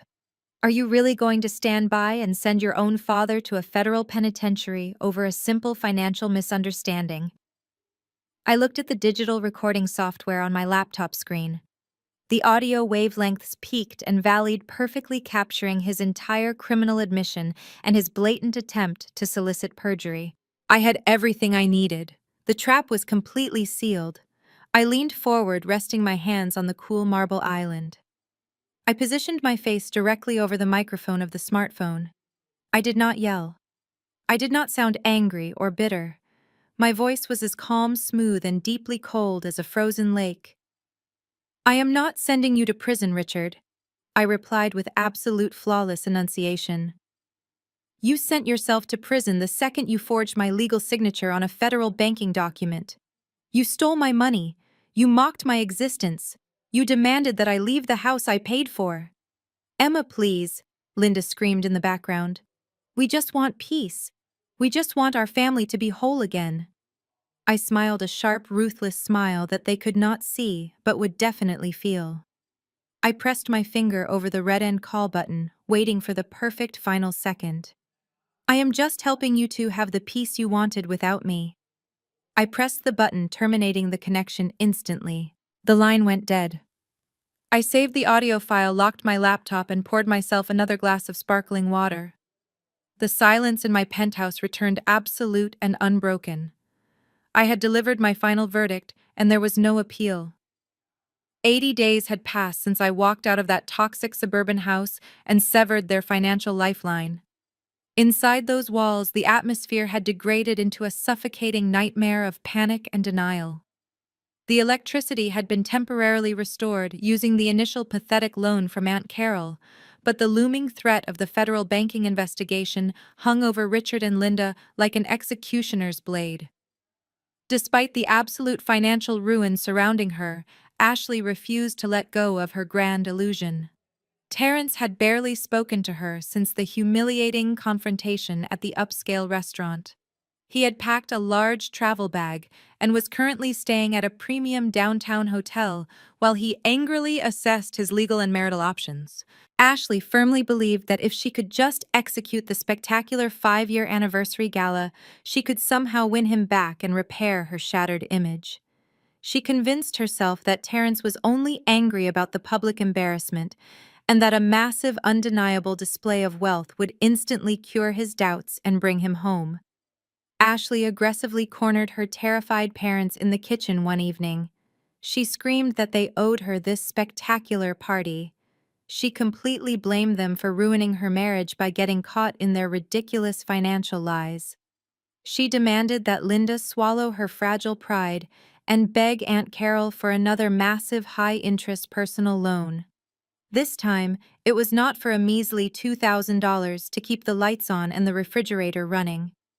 Ashley needed the final $40,000 to pay the elite event coordinators at Prestige Events. Richard sat frozen at the kitchen island, completely paralyzed by the overwhelming fear of his impending federal arrest. Linda, however, could not deny her precious golden child. Driven by a twisted combination of maternal guilt and her own desperate psychotic need to maintain their high society facade, Linda picked up her phone. She pleaded with her sister, crying manufactured tears and offering an outrageous interest rate. She even promised to hand over her vintage designer jewelry collection as hard collateral. Carol, sensing their absolute desperation and enjoying the sudden shift in power, agreed to wire the exorbitant funds. Ashley immediately paid the event planners.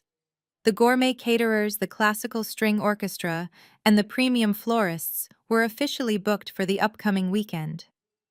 They were throwing a lavish, expensive celebration on the deck of a rapidly sinking ship. While Ashley was busy finalizing the butter-poached lobster menu for her extravagant illusion, I was sitting in a sleek glass conference room with my corporate attorney, David. We were reviewing the complete financial timeline of Titan Holdings, LLC.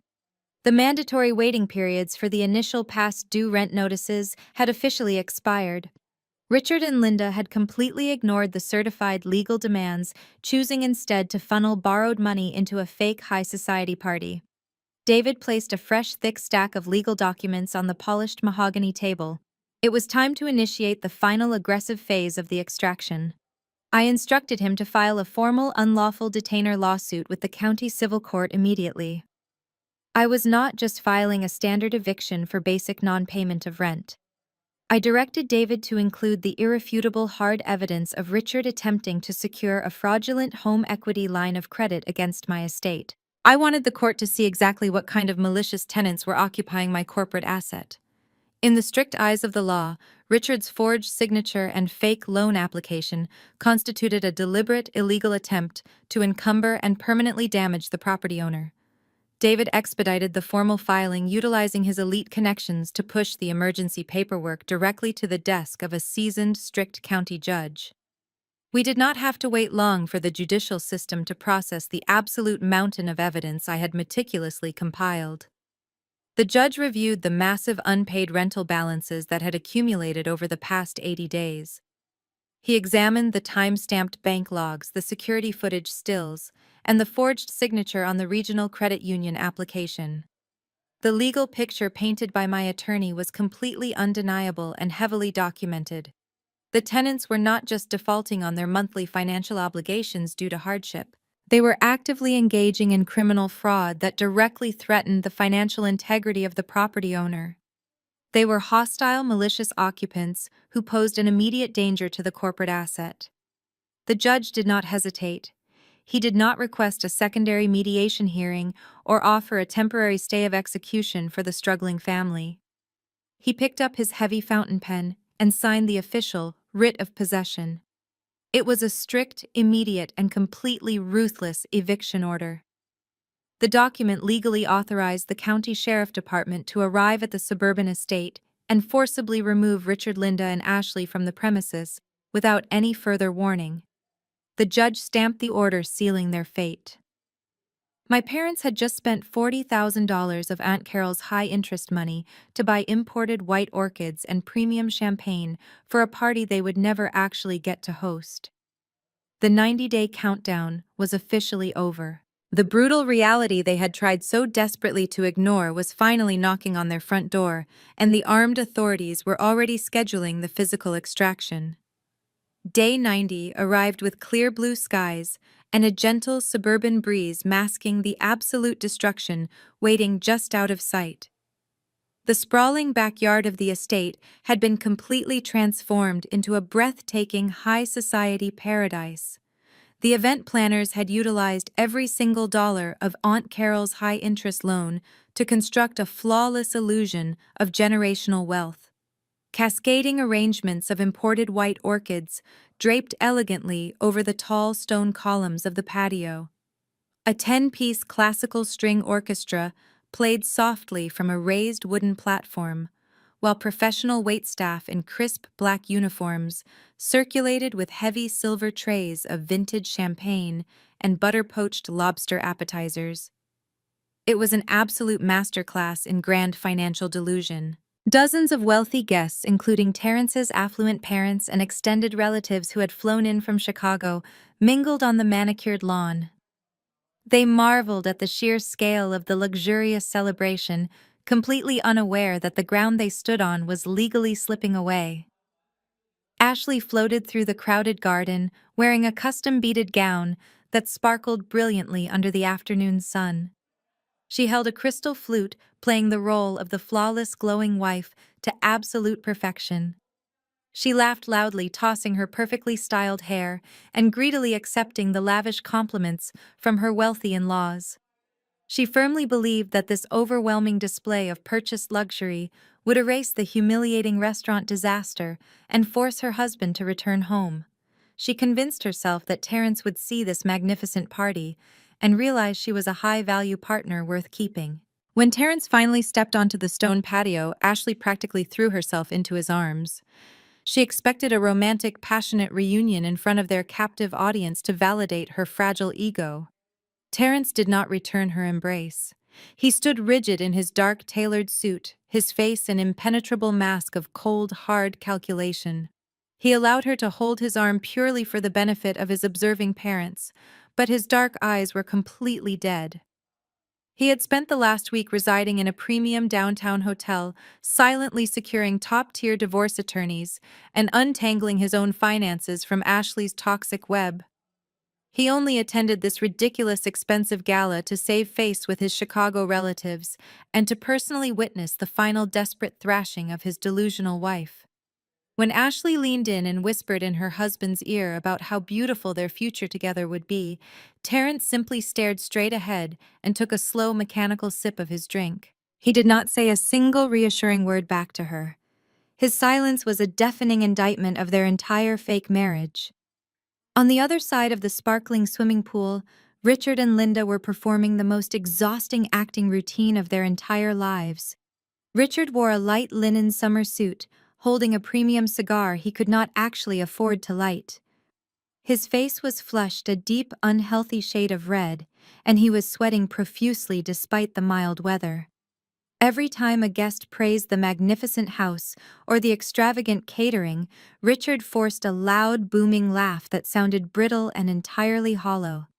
He was living in a state of constant paralyzing terror, jumping at every sudden noise, fully expecting federal banking investigators to drag him away in handcuffs for the forged loan application. Linda stood firmly by his side, gripping her wine glass so tightly her knuckles were stark white. She smiled sweetly at Terrence's mother, exchanging polite country club gossip, while her internal reality was violently collapsing.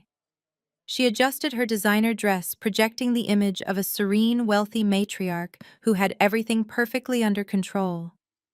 They had leveraged their absolute last shred of dignity and drained Carol's bank account to fund this party, relying entirely on the desperate hope that I would simply give up and let them win. They thought my silence over the past 10 days meant I had retreated. They genuinely believed their sheer audacity could overpower the strict letter of the law. The sun began to set, casting a warm golden glow across the perfectly manicured lawn and reflecting off the crystal glassware. The string orchestra finished a beautiful classical piece, and the lead event coordinator signaled for the formal toasts to begin. Waiters quickly moved through the crowd, ensuring every single guest held a full glass of champagne. Ashley grabbed a wireless microphone and stepped up onto the elevated stone patio stairs, pulling a stiff, unsmiling Terrence up right next to her.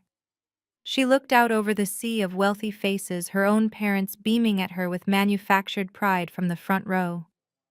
Ashley began a long, highly dramatic speech about the unwavering power of true love and the unbreakable foundation of a supportive, wealthy family. She explicitly thanked Richard and Linda for providing this magnificent estate and for always ensuring their children had the absolute best life had to offer. She stared lovingly at Terrence, praising his non-existent business success and painting a picture of a flawless power couple destined to rule the suburban elite. Terrence's parents nodded approvingly, completely taken in by the expensive charade. The guests raised their crystal glasses high into the air, preparing to cheer for the young couple. Richard puffed his chest out momentarily, forgetting his impending federal fraud charges. Linda smiled victoriously, believing she had successfully outsmarted reality and secured her daughter's wealthy marriage. Then a distinct piercing sound cut sharply through the polite applause. It started as a faint, high-pitched wail in the distance.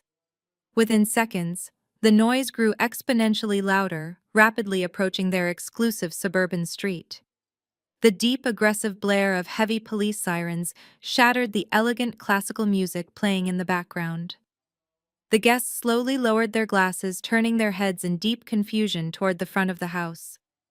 The harsh, brilliant flashes of red and blue emergency lights began bouncing aggressively off the pristine white orchids and illuminating the surrounding neighborhood trees. The absolute ultimate reality check had officially arrived right on schedule. The wail of the sirens grew deafening, tearing violently through the serene atmosphere of the lavish anniversary gala. The 10-piece string orchestra abruptly stopped playing their bows, hovering awkwardly over their cellos and violins.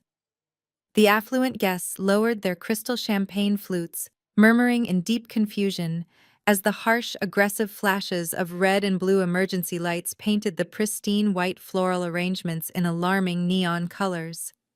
The heavy iron gates of the suburban estate swung open. Two large, heavily armored county sheriff vehicles aggressively pulled into the expansive circular driveway, their thick tires crunching loudly over the imported gravel. The true spectacle, however, was what followed immediately behind them. Two massive commercial moving trucks bearing the bold, unmistakable logo of a professional property extraction and eviction crew rumbled onto the property. They parked at harsh angles, deliberately blocking the entire exit route and casting massive dark shadows over the manicured front lawn. The sheer size of the moving trucks completely shattered any illusion that this was a simple noise complaint or a friendly neighborhood patrol. This was a highly coordinated tactical removal. Ashley stood frozen on the elevated stone patio stairs, her knuckles turning white as she gripped the wireless microphone. Her glittering, custom-beaded gown suddenly looked entirely ridiculous against the backdrop of flashing police lights. Terrence remained standing right beside her, his face an absolute mask of cold, unfeeling stone. He did not ask what was happening because he already knew. He simply took another slow, calculated sip of his drink, waiting for the inevitable explosion. 4 uniformed deputies stepped out of the heavy vehicles, followed by the lead county sheriff. The sheriff was a tall, imposing man with a stern, uncompromising expression. He was not there to negotiate.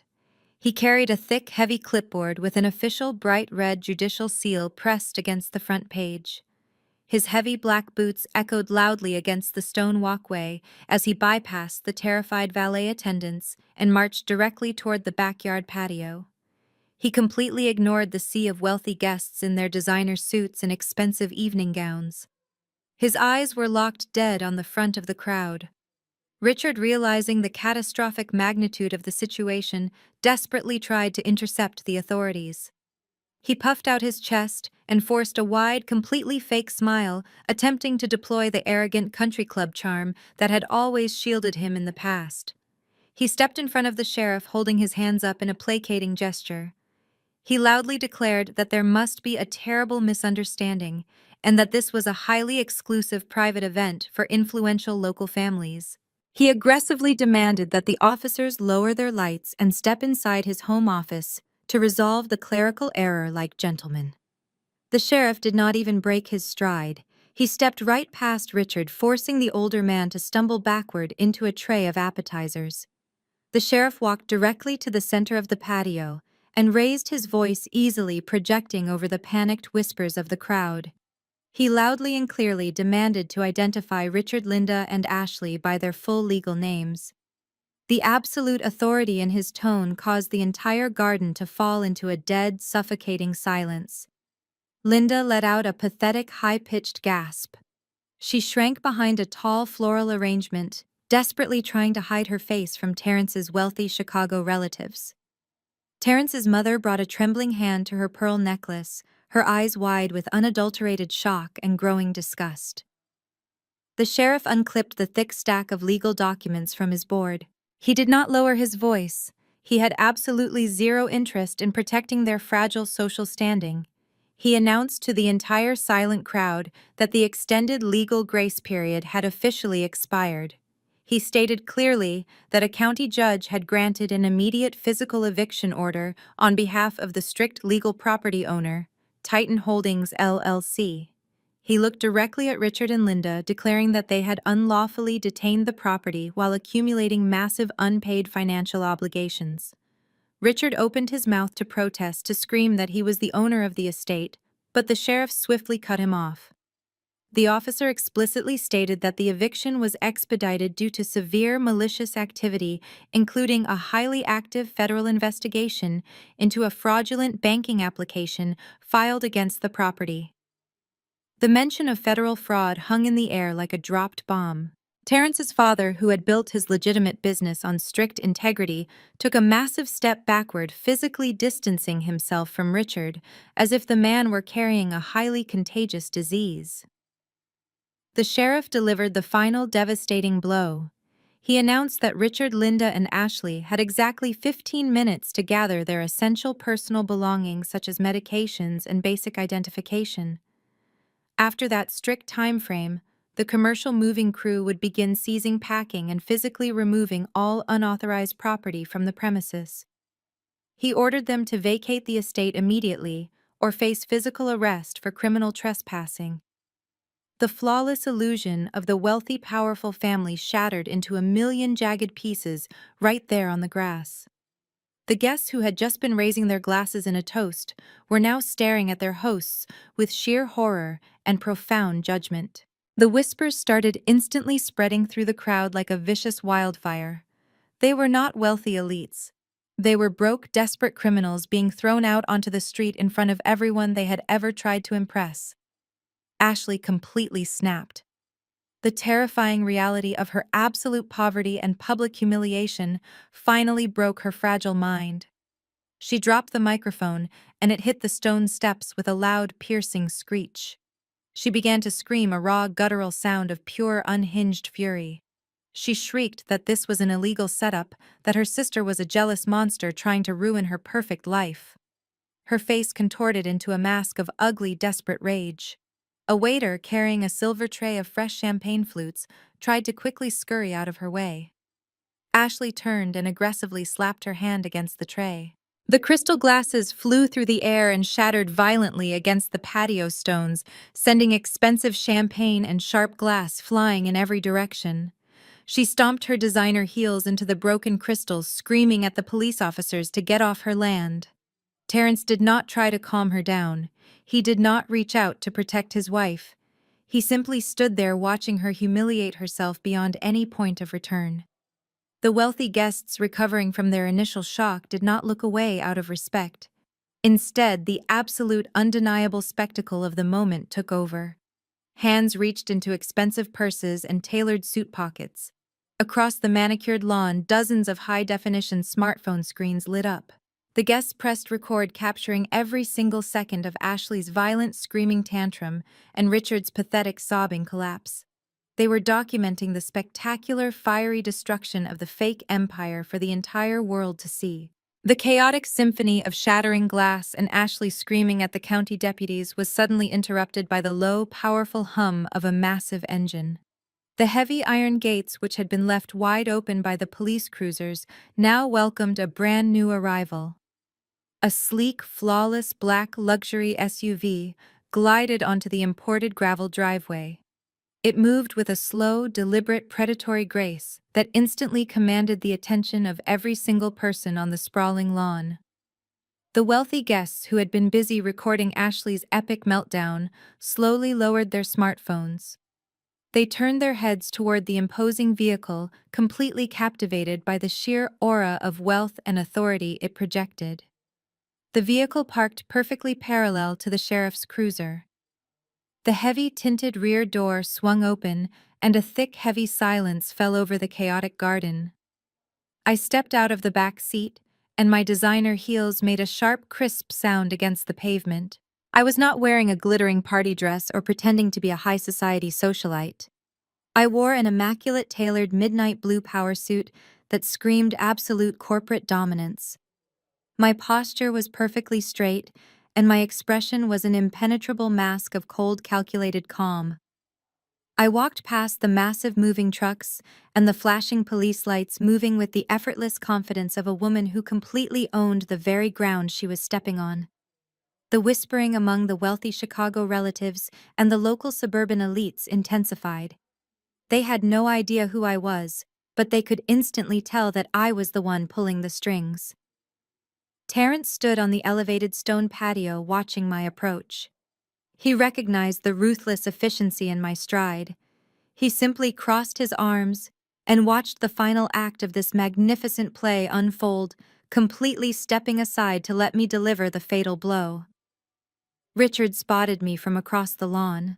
The sight of me looking so wealthy and entirely in control completely shattered whatever tiny fraction of sanity he had left. He broke away from the sheriff and sprinted across the grass toward me. His light linen summer suit was stained with sweat and spilled champagne. His face was a mask of pure, unadulterated terror and desperate, pathetic panic. He practically threw himself in front of me, waving his hands wildly in the air. "Emma, you have to stop them," he begged, his booming voice reduced to a frantic, squeaky whine. "You have to tell the sheriff this is a massive mistake. You are humiliating us in front of everyone. You are destroying our reputation. Please, Emma. We are your parents. You cannot throw us out on the street like garbage in front of the whole neighborhood. Linda was standing a few feet away, clutching her chest and weeping loudly, trying to generate sympathy from the staring crowd. Ashley had completely frozen, her mouth hanging open in sheer disbelief as she realized the older sister she had relentlessly mocked was the architect of her absolute destruction. I did not flinch. I did not take a single step back. I looked at the pathetic, trembling man standing in front of me, and I smiled. It was not a warm smile. It was the sharp, ruthless grin of a financial auditor who had just balanced the books perfectly. I reached into the pocket of my tailored suit jacket and pulled out my encrypted smartphone. I did not say a single word to Richard. Instead, I walked directly past him and headed straight toward the massive professional audio equipment the event planners had set up for the string orchestra and the anniversary toasts. The sound technician had abandoned his post when the police arrived, leaving the main mixing console completely unattended. I stepped onto the elevated wooden platform and tapped the screen of my phone. I activated the Bluetooth connection. The system chimed loudly, signaling a successful pairing with the towering concert-grade speakers surrounding the patio. I opened the secure cloud folder labeled Legal Evidence and selected the very first audio file I had saved 90 days ago. The entire garden was dead silent, holding its collective breath.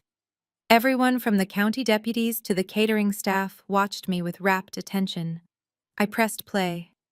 The sound of my mother's voice blasted through the massive speakers, echoing off the stone columns and ringing clearly across the manicured lawn for every single wealthy guest to hear. Emma is always causing drama. My mother's recorded voice sneered, dripping with absolute disdain. If she moved out, we could finally have some peace. Then my father's recorded voice boomed through the speakers, confirming her vicious sentiment. She is too attached to us. She will never leave. The recording ended with a sharp click. The silence that followed was absolute and terrifying. The wealthy guests stared at Richard and Linda with profound, utter disgust. Terrence's mother literally turned her back on Linda, refusing to even look at her. The grand illusion was entirely dead. The recorded proof of their breathtaking hypocrisy and arrogance hung heavily in the evening air, completely destroying any remaining shred of their fake high society dignity. Richard fell to his knees on the grass, completely broken by the inescapable reality of his own recorded words. Ashley covered her face with her hands, unable to handle the intense public humiliation. I looked down at my father and casually slipped my smartphone back into my tailored suit pocket. I made sure my voice carried clearly over the quiet evening breeze, perfectly audible to the sheriff, the moving crew, and the horrified guests. I moved out. I stated my tone perfectly flat and devoid of any mercy. And now it is your turn. Parasite time is over. The sheriff gave a sharp, definitive nod to the foreman of the commercial moving crew. That single silent gesture unleashed absolute chaos upon the pristine suburban estate. The heavy metal doors of the massive moving truck swung open, and a dozen workers in thick industrial boots marched aggressively onto the property. They did not care about the imported white orchids cascading from the stone columns. They did not care about the butter-poached lobster appetizers sitting on silver platters. They treated the luxurious mansion exactly like a hostile corporate asset that needed to be liquidated immediately. The workers stormed through the heavy oak front doors and began dismantling the fake empire piece by piece. Out came the expensive velvet sofa where Terrence used to sit and pretend to be a successful real estate mogul. Out came the heavy mahogany desk where Richard had foolishly forged his life away on a federal banking document. Out came the custom silk drapes, the flat-screen televisions, and Ashley's massive wardrobe of designer dresses. The pristine, manicured lawn, previously the stage for a high-society anniversary gala, instantly transformed into a humiliating, chaotic dumping ground.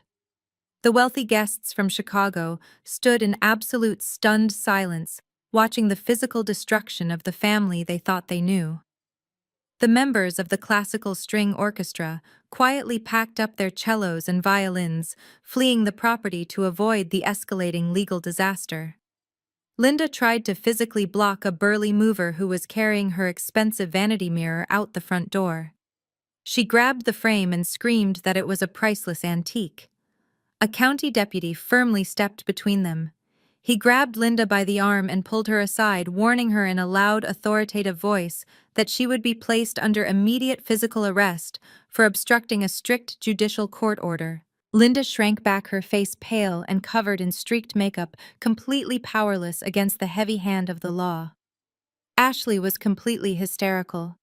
She ran frantically around the grass in her custom-beaded gown, trying to catch her expensive shoes and silk blouses as the movers carelessly tossed them into disorganized cardboard boxes right next to the remaining party guests.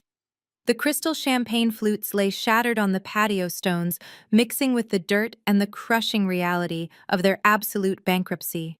The lavish anniversary party was completely dead. In its place was a spectacular yard sale of broken pride and exposed lies. Terrence watched the entire pathetic spectacle with a cold, calculated detachment. He stood near the edge of the stone patio, his hands resting easily in the pockets of his dark, tailored suit. He did not offer a single ounce of help to the frantic, crying women. He stepped carefully over a pile of Linda's thrown designer bags and walked directly toward Ashley. She looked up at him, her mascara running down her face in thick black streaks, making her look entirely ridiculous. She reached out her manicured hands, begging him to help her salvage her belongings and her dignity. She cried out that they could start over, that his wealthy parents could help them secure a new, beautiful house in a different, upscale neighborhood. Terrence looked at her with a level of disgust so profound it made the surrounding air feel freezing cold. He did not yell. He did not raise his voice or cause an unnecessary scene. He simply reached down to his left hand. He slid the heavy gold wedding band off his finger. He held the expensive piece of jewelry in the air for a fraction of a second, forcing Ashley to watch as he completely severed their connection.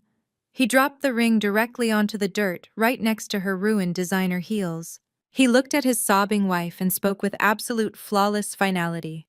"The divorce papers will be sent to you tomorrow morning if you even have an address to receive them." Terrence turned his back on her and walked straight toward the driveway. He marched to his leased luxury sedan, climbed into the driver's seat, and drove off the property without looking in the rearview mirror for a single second. His wealthy parents immediately followed his lead. They marched silently past Richard and Linda, getting into their black town car and speeding away from the humiliating disaster, taking their money and their social status back to Chicago forever. Ashley let out a guttural, agonizing scream, falling to her knees in the dirt and clutching her ruined dress. The sheriff suddenly received a sharp electronic alert on his shoulder radio. He listened closely to the dispatch operator, his stern expression hardening even further. He unclipped his radio and confirmed the transmission. He turned around and walked directly toward Richard. My father was sitting on a thrown velvet cushion on the grass, clutching his chest in absolute panic and watching his life completely evaporate. The sheriff announced in a booming voice that he had just received direct confirmation from the Federal Banking Commission. The formal arrest warrant for felony wire fraud and identity theft had been officially approved and signed by a federal judge. The time for serving civil eviction papers was over. This was now a highly active criminal crime scene. 2 heavily armed county deputies flanked Richard instantly. They grabbed his arms and forcefully twisted them behind his back. The sharp, terrifying click of solid metal handcuffs echoed clearly across the ruined garden, cutting through Ashley's loud sobbing. Richard began to cry uncontrollably. The arrogant man who had spent his entire life belittling my career and demanding respect was now weeping like a terrified child. He begged the deputies for mercy, claiming he had a severe medical condition and that his heart could not handle the stress. The deputies completely ignored his pathetic whining. They read him his Miranda rights in a loud, clear voice, marching him across the imported gravel driveway. They pushed his head down and aggressively shoved him into the back of the armored police cruiser, slamming the heavy door shut. Linda watched her husband being locked inside the police vehicle like a common criminal. The flashing red and blue emergency lights reflected brightly off her terrified, tear-stained face. She turned around slowly to look at the massive pile of furniture clothes and broken crystals scattered across the lawn. Her entire life, her elite social standing, her arrogant pride, and her fake generational wealth had been completely eradicated in exactly 90 days. She let out a raw, agonizing scream that ripped through the quiet suburban neighborhood. Her knees buckled violently underneath her, and she collapsed face first onto a pile of cheap cardboard boxes and discarded clothes. I stood perfectly still by my sleek black SUV, watching her hit the absolute rock bottom she dug for herself. 90 days had passed since the flashing red and blue police lights faded into the warm suburban night. The spectacular collapse of my biological family was now a permanent, irreversible reality. The legal and financial consequences of their breathtaking arrogance had crashed down upon them with the absolute force of a wrecking ball. The justice system, operating with cold mechanical efficiency, completely dismantled the fake empire they had spent decades trying to protect. Richard managed to avoid a federal prison cell, but his punishment was arguably a fate far worse for a man so entirely obsessed with his public image. His expensive defense attorney negotiated a plea deal that resulted in 5 years of strict federal probation. He was confined to the state, forced to wear a bulky electronic ankle monitor, and required to report weekly to a highly unsympathetic probation officer. But the true devastating blow was the total annihilation of his financial identity. The federal fraud conviction permanently and completely destroyed his credit score.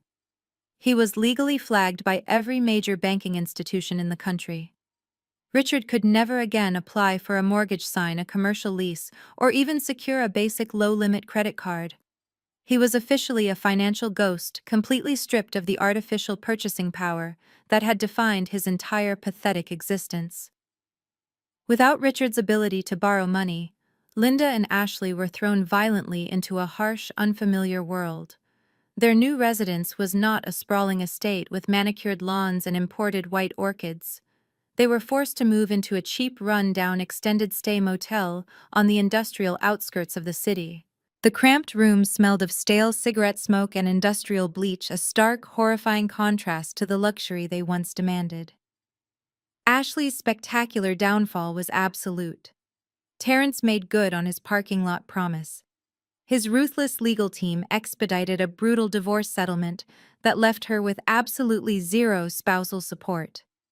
He successfully argued that she had lured him into a fraudulent marriage under completely false financial pretenses. Ashley lost her husband, her fake wealthy status, and her entire social media following. The golden child was entirely stripped of her gold.